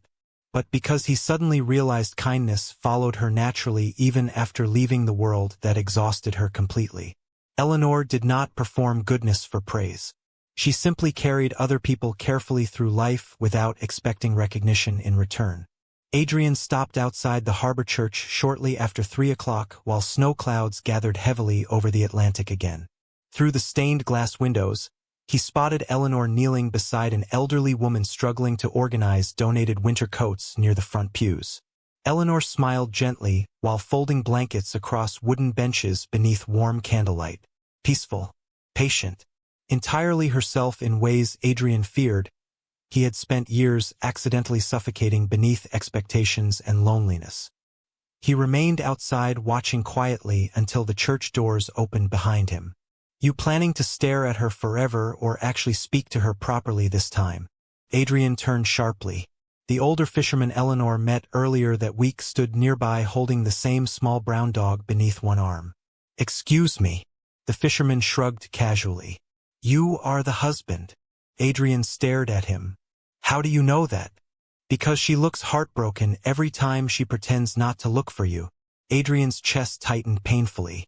The old man nodded toward the church windows. That girl has been carrying sadness around like a second coat since she arrived. Adrian looked back toward Eleanor inside the church. I never meant to hurt her. Most damage is done accidentally. The fisherman adjusted the dog more comfortably beneath his arm. Storms do not wake up planning to sink boats either. Adrian laughed softly beneath his breath. People in this town speak entirely in metaphors. Ocean town. The fisherman grinned. We have branding. Adrian almost smiled before the older man's expression turned more serious. You know what she did yesterday morning? Adrian shook his head slowly. Mrs. Carraway lost her husband 2 winters ago. Since then she sits alone in the church every Thursday pretending she is praying, when really she just misses hearing another person speak. The fisherman glanced toward Eleanor through the stained glass. Your wife spent 3 hours with that woman yesterday talking about absolutely nothing important, because lonely people deserve company too. Adrian could not breathe properly for several seconds. Because suddenly he remembered hundreds of moments he overlooked while living beside Eleanor. Extra blankets disappearing during winter. Late-night phone calls from struggling tenant families. Charity receipts signed quietly beneath her maiden initials so nobody would know she paid them personally. She had spent years loving the world gently while he remained emotionally absent inside the one relationship that mattered most. I think, the fisherman said quietly, you married someone extraordinary and got so used to her carrying everything gracefully that you stopped noticing how heavy it all was. Adrian looked down toward the snow-covered ground. Yes. The church doors opened suddenly behind them. Eleanor stepped outside wrapped in her cream wool coat while soft candlelight spilled briefly across the snow before the doors closed again. She froze immediately upon seeing Adrian standing there. The fisherman tipped his cap politely toward her before walking away with the dog tucked beneath his arm, leaving husband and wife alone again beneath darkening winter skies. Eleanor looked tired suddenly. Guarded. You cannot keep following me around town. Adrian stepped carefully closer. I am not following you. Eleanor raised one eyebrow faintly. You are standing outside churches now. He almost smiled despite himself. That does sound worse out loud. The corner of her mouth twitched very slightly before disappearing again. Adrian's chest tightened at the tiny reaction. God, he missed making her smile. Snow began falling softly again around them while distant harbor bells echoed across the water. Adrian looked at her quietly for several seconds before finally speaking the truth he spent years avoiding. I think I have been in love with you for a very long time. Eleanor went perfectly still. The words hung fragile between them beneath drifting snowflakes and fading daylight. Adrian's voice lowered. I just realized it too late. Eleanor stared at him with heartbreak written softly across her face. Not shock. Worse than that. Recognition. Do you know what the cruelest part is? She whispered. Adrian shook his head slowly. Eleanor looked away toward the dark ocean beyond the harbor. Part of me waited years to hear you say that. Silence followed, heavy enough to break him apart slowly from the inside. Eleanor wrapped her coat tighter against the cold. But I needed you to love me while I was still disappearing. Adrian took another step toward her instinctively. Eleanor. She looked back at him then, gray eyes bright with restrained emotion beneath falling snow. I cannot survive being almost chosen again. The words destroyed something inside him because he finally understood exactly what she feared. Not cruelty, not betrayal. Hope. Hope that he would finally love her completely, only to discover later she was still standing second inside his heart. Adrian looked at her carefully while ocean wind moved softly between them. You were never second. Eleanor smiled sadly. Then why did it always feel like I was competing with a ghost? Adrian had no answer strong enough to undo 3 years of loneliness. And standing there beside the frozen harbor while the woman he loved looked at him with exhausted caution instead of trust, Adrian realized remorse arrived long after damage already learned how to survive on its own. The scandal reached Blackwater Harbor 2 days later. Eleanor discovered it accidentally while buying bread just after sunrise beneath heavy gray clouds rolling across the Atlantic. The bakery smelled warmly of cinnamon and coffee, while townspeople escaped the cold inside thick winter coats dusted with snow. Eleanor stood near the counter listening absently to Clara argue with the baker about blueberry muffins when silence suddenly spread across the room behind her. Not loud silence, the uncomfortable kind. Eleanor turned instinctively. 2 women near the front entrance lowered a newspaper too quickly the moment their eyes met hers. Her stomach tightened immediately. She recognized that look. Pity wrapped carefully inside curiosity. The same expression aristocratic women wore at charity galas whenever someone's marriage began collapsing publicly. Clara noticed it too. What? One of the women flushed visibly. Nothing. Clara stepped forward immediately. That is obviously not true. The older woman hesitated before slowly folding the newspaper closed against her chest. Eleanor's pulse quickened the moment she saw Ashbourne Manor's crest printed across the front page. Clara snatched the paper before anyone could stop her. Clara, Eleanor said quietly. Too late. Clara's expression darkened instantly while scanning the article. Oh, you have got to be kidding me. Eleanor reached for the paper slowly. Her hands remained steady. Years of social conditioning taught her how to survive humiliation gracefully long before today. The headlines stretched sharply across the society section beneath elegant black print. Duchess abandons marriage after affair rumors emerge. Eleanor went cold. Clara looked horrified. This is garbage. Eleanor continued reading anyway. Anonymous sources close to the Ashbourne family suggest the Duchess's recent disappearance may involve an inappropriate emotional attachment developed during charitable travels along the Connecticut coast. Additional speculation points toward long-standing tensions involving the Duke, Vivian Whitmore, and the Duchess's increasing instability in recent years. Eleanor stared at the words without blinking. Instability, emotional attachment, affair rumors. The article managed something uniquely cruel. It transformed her pain into entertainment while making Adrian look like the dignified abandoned husband left cleaning up emotional chaos. Clara slammed the newspaper down against the counter. Who wrote this? Eleanor already knew. Not specifically, but emotionally. Vivian. Maybe not directly. Maybe not with her own hands. Yet Eleanor recognized the shape of the manipulation immediately. Elegant enough to avoid obvious blame. Cruel enough to destroy quietly. Eleanor. Clara's voice softened carefully. Do not read the rest. Eleanor did anyway. The final paragraph mentioned Adrian traveling north in pursuit of reconciliation while unnamed insiders claimed Eleanor's fragile emotional state worsened after years of jealousy involving her sister. The room felt suddenly too warm, too small. Eleanor folded the newspaper carefully and placed it back onto the counter with controlled movements. Nobody spoke. Snow drifted softly beyond the bakery windows while the smell of coffee and fresh bread turned strangely suffocating around her. Clara touched her arm gently. Say something. Eleanor looked toward the front door instead. I need air. Outside, winter wind hit her face sharply enough to sting. Eleanor walked quickly toward the harbor without fully realizing where she intended to go. Snow crunched beneath her boots while humiliation moved slowly through her chest like poison. Not because society gossip surprised her, Aristocratic circles survived on elegant cruelty. No, what hurt was how efficiently the story erased reality. Years of loneliness reduced to instability. Her leaving transformed into selfish drama. Adrian positioned as tragic victim while Eleanor became irrational wife overwhelmed by insecurity. She stopped near the frozen docks, breathing unevenly against the cold. Eleanor. Adrian's voice reached her from behind. Of course he found out already.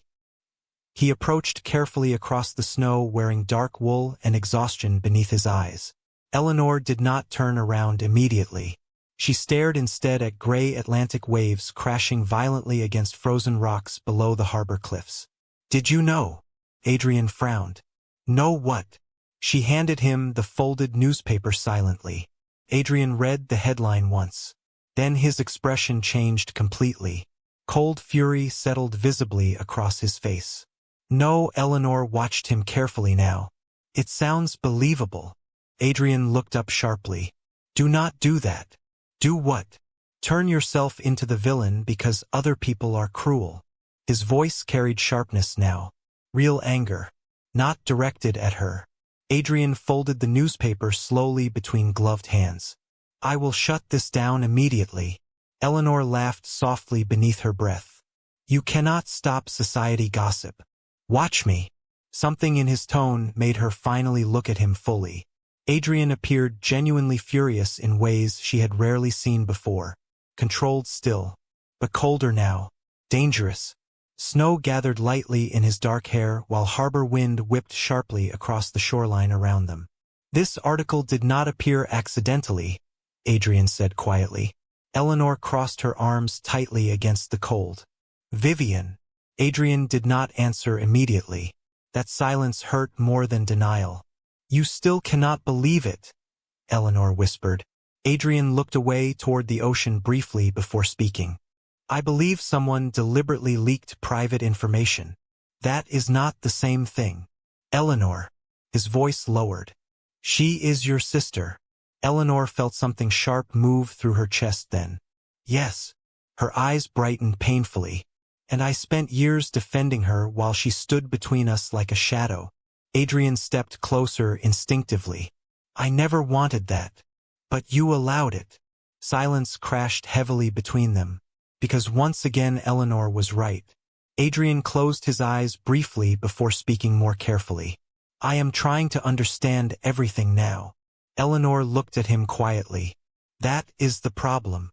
Snow drifted softly around them while fishing boats rocked gently against frozen docks nearby. Adrian's expression tightened. "What does that mean?" Eleanor exhaled slowly. "You are understanding me now. After the damage already happened." The words landed heavily because Adrian knew exactly what she meant. He had spent years emotionally asleep inside their marriage while Eleanor quietly disappeared beside him. Now that he finally saw her clearly, she no longer trusted what his love could actually survive. Footsteps interrupted the silence suddenly. Clara hurried toward them carrying another folded newspaper and visible outrage. "There is more."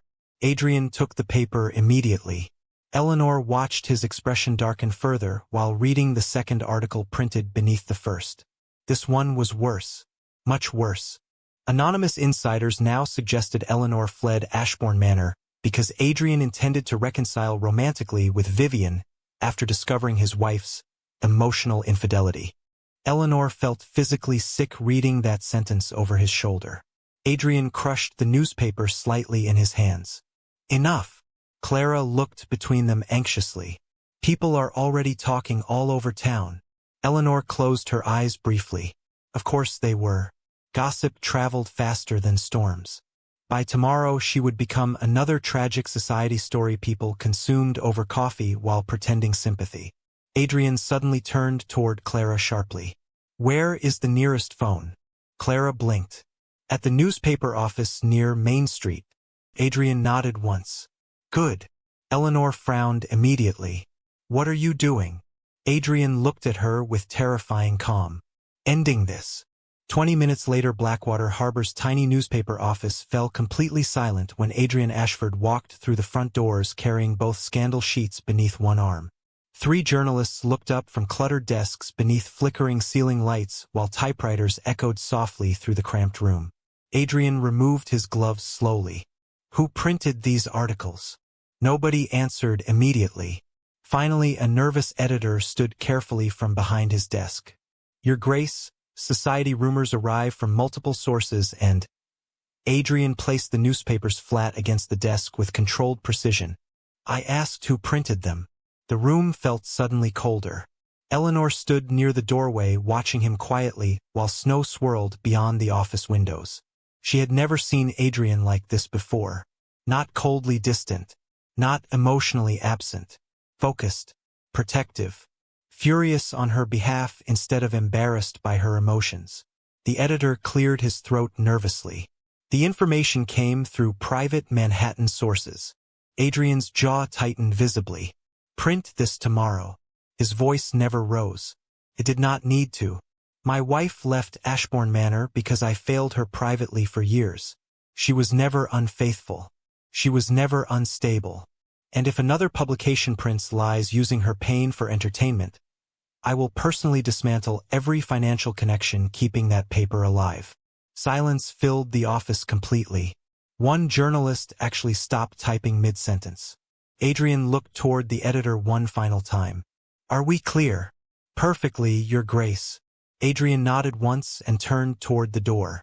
Then stopped suddenly beside Eleanor. Come home with me. The words hung softly between them. Not command. Not pressure. Pleading wrapped carefully inside dignity. Eleanor looked at him for a long moment while snowstorm light moved across his face through the office windows. Part of her wanted to say yes simply because this version of Adrian felt heartbreakingly sincere. But sincerity after destruction still frightened her. I cannot, she whispered. Adrian's expression faltered almost invisibly. Eleanor lowered her eyes briefly.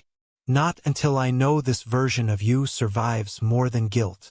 Pain crossed his face openly then. Real pain. Yet Adrian nodded slowly because for once he finally understood something essential about loving Eleanor Whitmore. She would never again accept half-hearted devotion simply because loneliness made it tempting. And somewhere far south beyond the frozen coastline, Vivian Whitmore sat alone inside Ashbourne Manor's east parlor staring at tomorrow's newspaper draft with something cold and desperate beginning to unravel behind her perfectly composed smile. Vivian Whitmore broke 3 days later. Not publicly at first. Women like Vivian rarely collapsed where people could see them clearly. The unraveling began quietly inside Ashbourne Manor beneath crystal chandeliers and winter silence while servants moved nervously through polished corridors pretending not to notice tension spreading through the estate like smoke. Adrian returned from Blackwater Harbor late Thursday evening carrying exhaustion, grief, and something colder now beneath both. Certainty. He no longer viewed the missing letters as unfortunate misunderstandings. Too many pieces aligned together. Too many moments suddenly made sense in ways that poisoned every memory connected to Vivian's presence inside his marriage. Snowstorm light drifted pale through the manor windows while Adrian crossed the entrance hall, removing dark leather gloves with controlled movements. Mrs. Holloway approached carefully from the west corridor. Lady Vivian has been waiting for you in the east parlor. Adrian looked toward the closed double doors at the far end of the marble hall. How long? Nearly 4 hours. He nodded once. No surprise touched him anymore. Vivian always preferred controlling conversations before other people fully understood the truth. Adrian crossed the manor slowly beneath the massive chandelier while the house settled around him in old winter sounds. Crackling fireplaces, distant footsteps, wind scraping softly against ancient windows. Ashbourne Manor suddenly felt haunted by things left unsaid too long. The east parlor glowed warmly beneath candlelight when Adrian entered. Vivian stood near the fireplace wearing deep burgundy silk, one hand wrapped tightly around untouched wine, while snow drifted softly beyond the tall windows behind her. She looked beautiful still, perfectly composed from a distance. Yet Adrian noticed the strain immediately now. The tightness around her mouth, the sleeplessness beneath carefully applied makeup, fear hidden beneath elegance. Vivian turned as the doors closed behind him. You spoke to the newspapers. Adrian removed his coat slowly before answering. Yes. Vivian exhaled sharply. You humiliated me publicly. Adrian stared at her without warmth. Interesting choice of words. Silence stretched between them. Vivian set down the wineglass with more force than necessary. The entire city believes I destroyed your marriage. Adrian stepped farther into the room. Did you? Her expression hardened instantly. No, Adrian said nothing. He simply watched her carefully while the fire crackled softly between them. Vivian looked away first. You think I wanted this? I think, Adrian said quietly. You spent years making certain Eleanor believed she was standing between us. Vivian laughed softly beneath her breath. Bitter this time. Because she already believed that before I ever touched a single letter. Adrian's jaw tightened sharply. So you admit it. Silence. Vivian realized her mistake 1 second too late. Adrian moved closer slowly. You intercepted her correspondence. Vivian crossed her arms defensively. Not all of it. The room went very still. Adrian stared at her like someone finally seeing danger clearly after years of mistaking it for familiarity. Why? Vivian looked toward the fireplace instead of answering immediately. Flames reflected softly across tears gathering slowly in her eyes.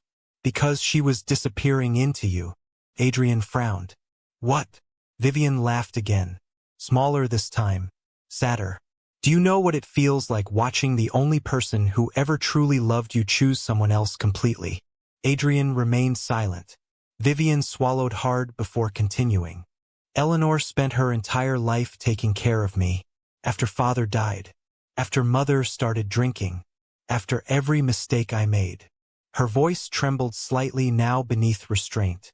Then she married you and suddenly I was no longer the center of her world. Adrian stared at her in disbelief. So you destroyed her marriage because you were lonely.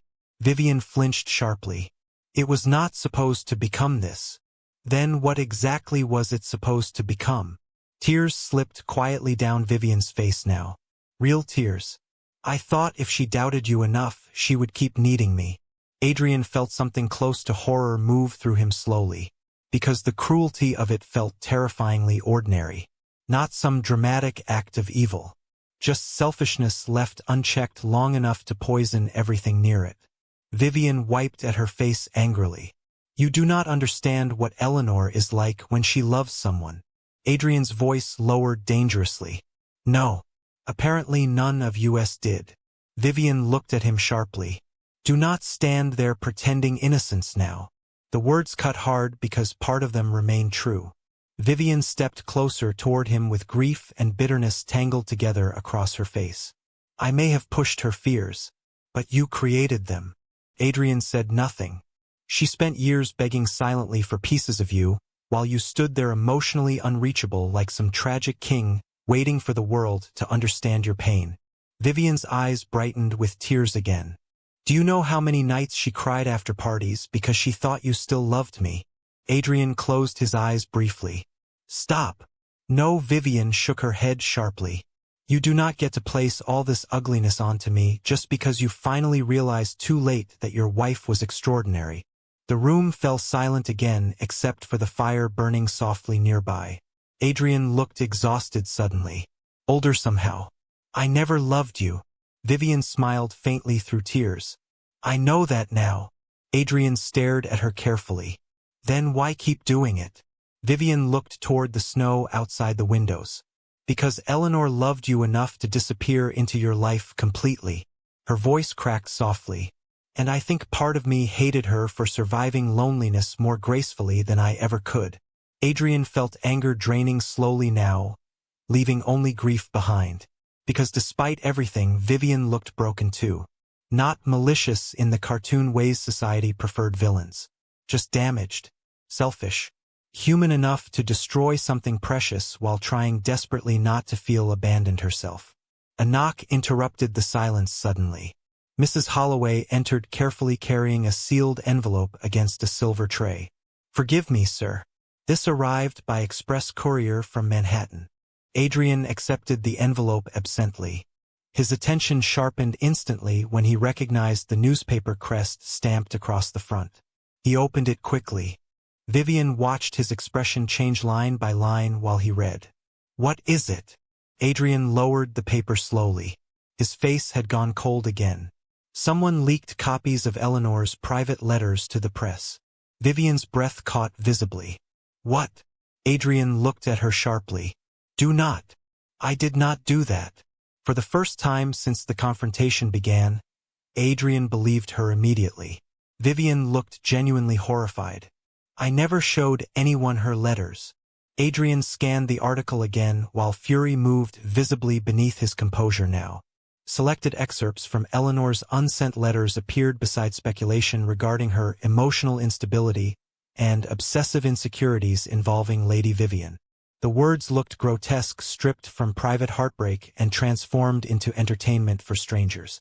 Adrian crushed the paper slowly in one hand. Who else knew about the letters? Vivian went pale suddenly. "Only—" She stopped. Adrian's eyes narrowed. "Only who?"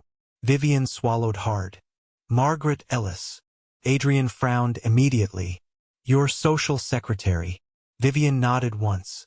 She sometimes organized private correspondence during events. Adrian felt ice move through his chest. Margaret Ellis worked closely with several Manhattan society editors through charity circles and political fundraisers. Access, opportunity, motive for money. Vivian looked physically sick now. "Oh God!" Adrian turned sharply toward the doorway, already reaching for his coat. Vivian stepped forward instinctively. "Adrian!" He stopped without looking back. Vivian's voice broke softly behind him. "Does she hate me?" The question hung painfully in the warm candlelit room while snowstorm darkness pressed against the manor windows outside. Adrian closed his eyes briefly before answering. "No." Vivian stared at him silently. Adrian's voice lowered almost to a whisper. "That is what makes this so unforgivable." Then he walked out, leaving Vivian alone beside the fire, while the full weight of what she destroyed finally settled across her shoulders completely. Hundreds of miles north in Blackwater Harbor, Eleanor sat quietly beside Mrs. Alden's kitchen table, reading another newspaper article attacking her character, while Clara raged furiously nearby about lawsuits and public statements and terrible journalism. Eleanor barely heard any of it, because beneath the humiliation and exhaustion, one terrible realization hurt most of all. Someone had turned the private grief of her marriage into public spectacle. And only people close enough to her life could have done that. Then the cottage door burst open against winter wind. Clara looked up sharply. Adrian stood there breathing hard from the cold, snow clinging to his coat and dark hair while panic and fury battled visibly across his face. Eleanor rose immediately. "What happened?" Adrian looked directly at her. It was Vivian's secretary. Eleanor went completely still. Adrian stepped closer slowly. "And Vivian admitted she intercepted your letters." Silence crashed through the tiny cottage kitchen. Clara swore softly under her breath. Mrs. Alden crossed herself dramatically near the stove. Eleanor stared at Adrian without moving. "She admitted it." Adrian nodded once. "Everything." Eleanor lowered herself slowly back into the chair because suddenly her legs no longer felt steady beneath her. Years of confusion and loneliness and second-guessing herself while someone quietly manipulated the spaces between her and the man she loved. Adrian knelt carefully beside her chair then. Not proud. Not distant. Just human now. "Eleanor." She looked at him slowly. Adrian's eyes carried grief openly beneath the kitchen light. "I should have protected you better." The words nearly broke her because for the first time since their marriage began, Adrian sounded like a man who finally understood love was not something you felt privately. It was something you defended openly when the world tried to destroy it. The storm reached Blackwater Harbor just after midnight. Wind slammed violently against the cottage windows while Atlantic waves crashed hard enough against the shoreline cliffs to rattle dishes inside Mrs. Alden's kitchen cabinets. Snow swept sideways through the darkness beneath flashing lighthouse beams. The entire town sounded wrapped inside ocean fury and winter grief. Eleanor could not sleep. She sat alone near the upstairs window, wrapped in a cream wool blanket, watching stormlight flicker across black water beyond the harbor. Adrian's words repeated endlessly through her thoughts. I should have protected you better. The terrible thing was that she believed him now. Not because trust returned easily after years of loneliness. It did not. But because for the first time since their marriage began, Adrian seemed to understand love was not silent admiration hidden behind distance. Love required presence, defense, choosing someone openly before the world could wound them. A soft knock sounded against her bedroom door. Come in. Mrs. Alden stepped inside, carrying tea beneath dim hallway light. Figured you were awake. Eleanor smiled faintly. Is it that obvious? Honey, the entire house can feel your emotional crisis from downstairs. Eleanor laughed quietly despite herself. Mrs. Alden set the tea beside the window before studying her carefully. You still love him? Eleanor looked back toward the storm outside. That has never been the problem. The older woman nodded knowingly. No. The problem is that loving someone and feeling safe with them are not always the same thing. Silence settled gently between them while snow battered the cottage roof overhead. Finally, Mrs. Alden touched Eleanor's shoulder softly before leaving her alone again beside the window. Eleanor wrapped both hands around the warm teacup and closed her eyes briefly. She remembered another storm years earlier at Ashbourne Manor. Adrian working late inside his study while thunder shook the estate windows after midnight. Eleanor had fallen asleep curled beside the fireplace waiting for him because she hated storms when the house felt too large and empty. She remembered waking hours later to find a blanket carefully draped over her shoulders and Adrian asleep in the chair across from her. One hand still holding the book he clearly never finished reading aloud. He looked exhausted even then, beautiful and distant. Eleanor realized now those moments had always confused her most. Adrian loved quietly enough to make her doubt it existed at all. Downstairs, the front door opened suddenly against violent wind. Eleanor heard voices below. Clara first, then Adrian. Her pulse quickened immediately. Moments later, another knock sounded at her bedroom door. Eleanor. Adrian's voice, soft through the storm. She opened the door slowly. Adrian stood there, damp from snow beneath the hallway lamp. Dark coat dusted white along the shoulders while cold air followed him inside. He looked tired. More human lately. Less untouchable. Eleanor crossed her arms lightly against the cold. What happened? Adrian held out a folded newspaper carefully. The retraction printed tonight. Eleanor stared at the paper without taking it. Adrian lowered his hand slowly. Every publication in Manhattan received formal statements from the estate attorneys. His voice remained calm, but something deeper moved beneath it now. Determination. Margaret Ellis confessed to leaking your letters for money. Vivian publicly admitted she interfered with private correspondence. Eleanor blinked slowly. Publicly? Adrian nodded once. She gave a statement this evening. Pain flickered briefly across his face. She said the destruction of our marriage belongs partly to her. Eleanor looked away toward the storm beyond the windows. The cottage suddenly felt too small around her chest. Too much emotion pressing inward from every direction. Adrian remained quiet for a moment before speaking again. I did not come here to pressure you. Eleanor finally looked at him again. Then why are you here?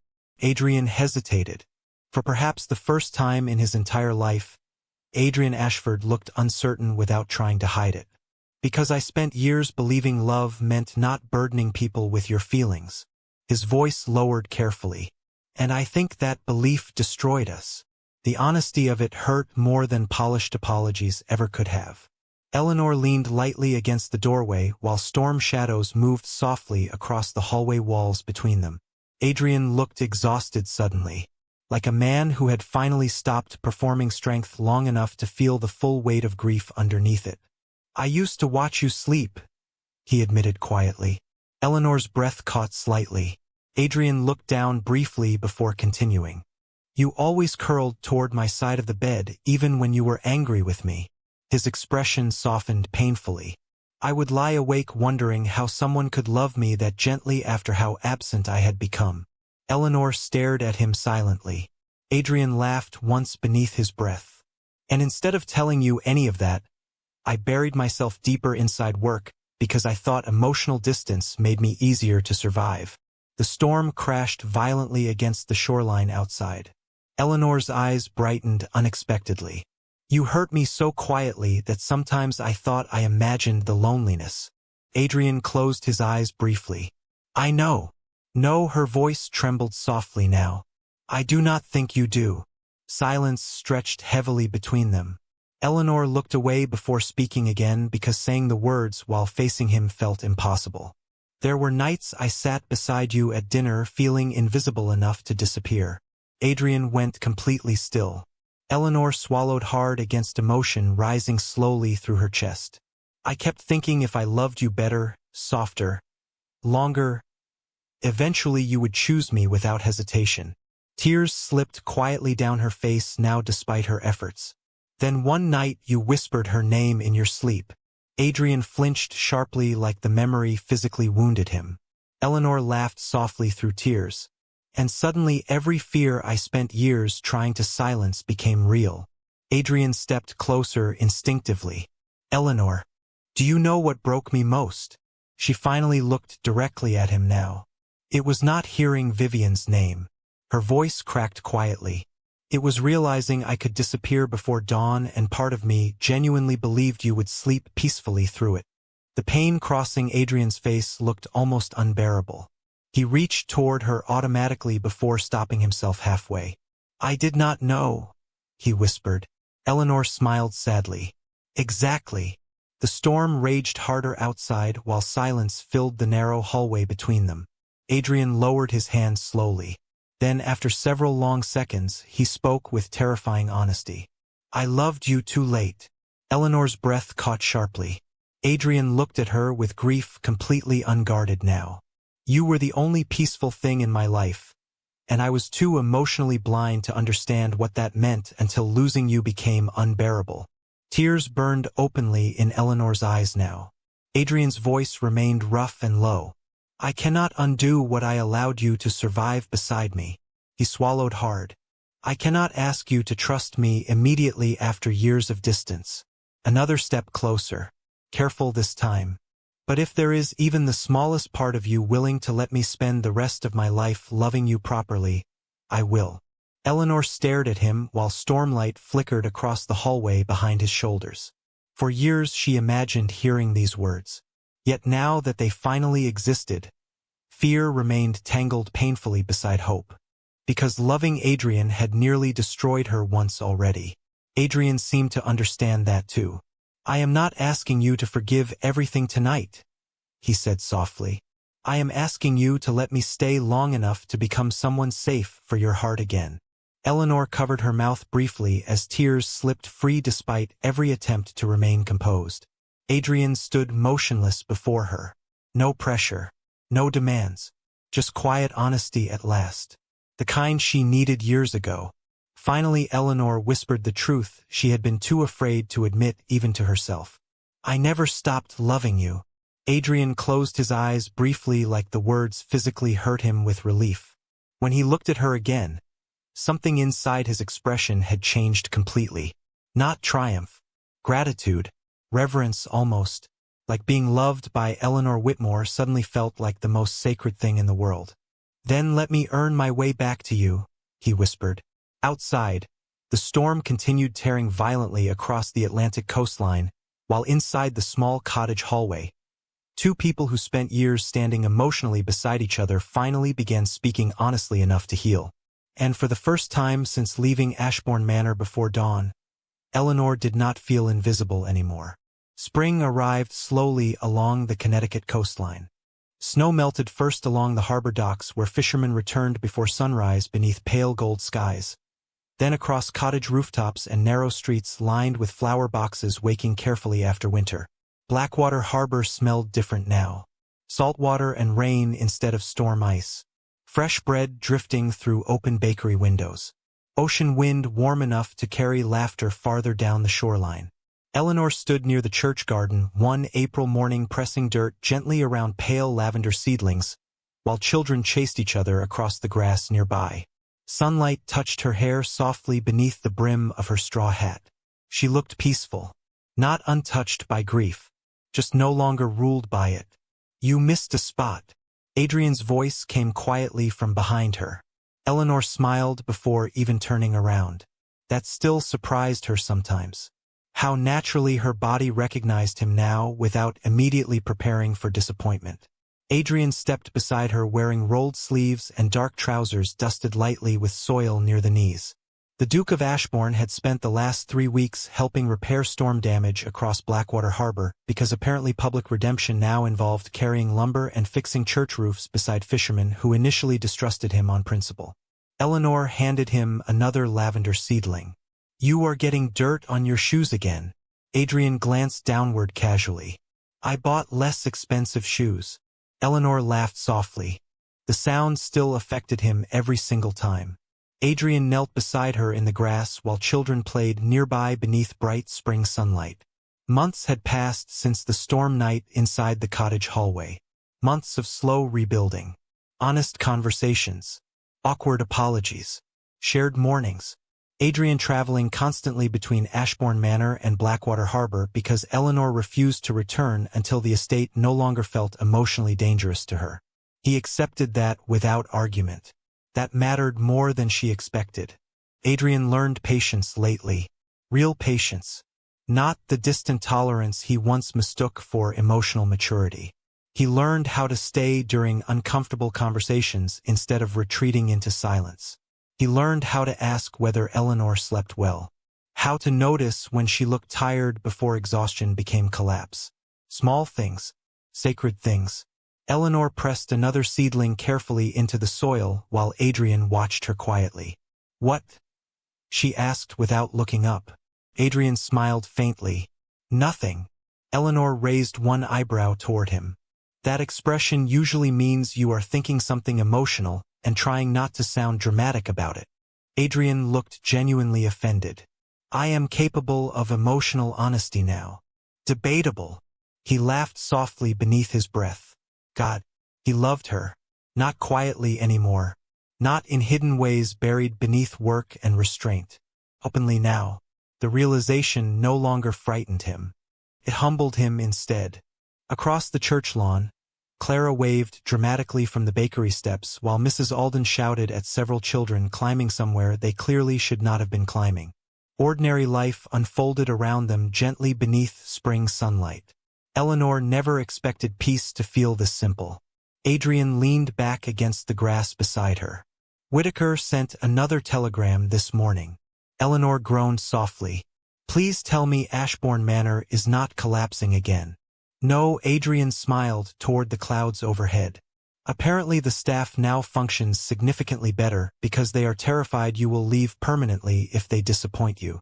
Eleanor laughed again. "Mrs. Holloway threatened everyone, did she not?" "Extensively." Adrian turned his head slightly toward her. "She also informed me yesterday that if I emotionally neglect you again, she intends to poison my tea personally." Eleanor nearly choked laughing.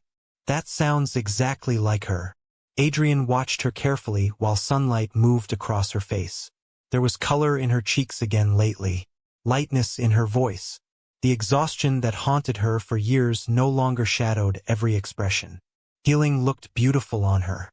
Adrian reached for her hand slowly across the grass. Eleanor intertwined her fingers with his immediately. Natural now. Easy. Yet Adrian still felt grateful every single time she touched him willingly. "Vivian wrote again," Eleanor said quietly after a moment. Adrian's expression softened carefully. "Did you read it?" Eleanor nodded once. 3 months earlier Vivian left Manhattan entirely after publicly confessing to manipulating Eleanor's correspondence and stepping away from nearly every society position she once held. The scandal destroyed her reputation almost overnight. Eleanor never celebrated that. Some pain remained too complicated for victory. She says she started therapy in Chicago. Adrian squeezed Eleanor's hand gently. "How do you feel about that?" Eleanor looked toward the ocean beyond the harbor. "Sad." Honest answer.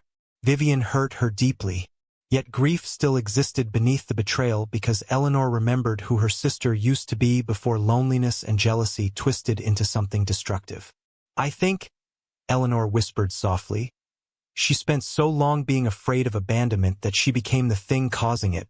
Adrian listened quietly. Eleanor smiled sadly toward the distant water. "I do not hate her." Adrian lifted her hand gently toward his lips. "That is because you are better than most people." Eleanor shook her head softly. No, her gray eyes met his carefully. "I just know what it feels like to be lonely enough to become someone you do not recognize anymore." Silence settled warmly between them. Not empty silence this time. Comfortable. Safe. The kind Eleanor once dreamed marriage would feel like. Church bells rang softly across Blackwater Harbor around noon, while sunlight shimmered gold across Atlantic waves beyond the cliffs. Adrian stood first before offering Eleanor his hand. "Come with me." She looked up curiously. "Where?" "You will see." 20 minutes later Adrian led her through the front gates of Ashbourne Manor, for the first time since she walked away before dawn months earlier. Spring rain had washed the estate gardens clean beneath pale afternoon sunlight. White roses climbed carefully restored trellises along the front courtyard. Fresh lavender lined the marble pathways leading toward the entrance. Eleanor slowed slightly near the fountain. Everything looked different somehow. Softer. Warmer. Adrian noticed her hesitation immediately. "You do not have to stay if it still hurts." Eleanor looked toward him quietly. "That is not why I stopped." Adrian frowned slightly. "Then why?" Eleanor smiled faintly toward the manor windows glowing gold beneath spring light. "Because it finally feels like somebody expects me home." Something inside Adrian's chest nearly broke apart hearing that. He crossed toward her slowly. "Eleanor." She looked up at him beneath drifting sunlight and spring wind. Adrian touched her face gently with one hand.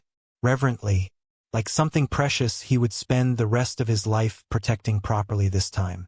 "I spent years loving you like a man afraid of needing someone." His voice lowered carefully. "But you were never weakness."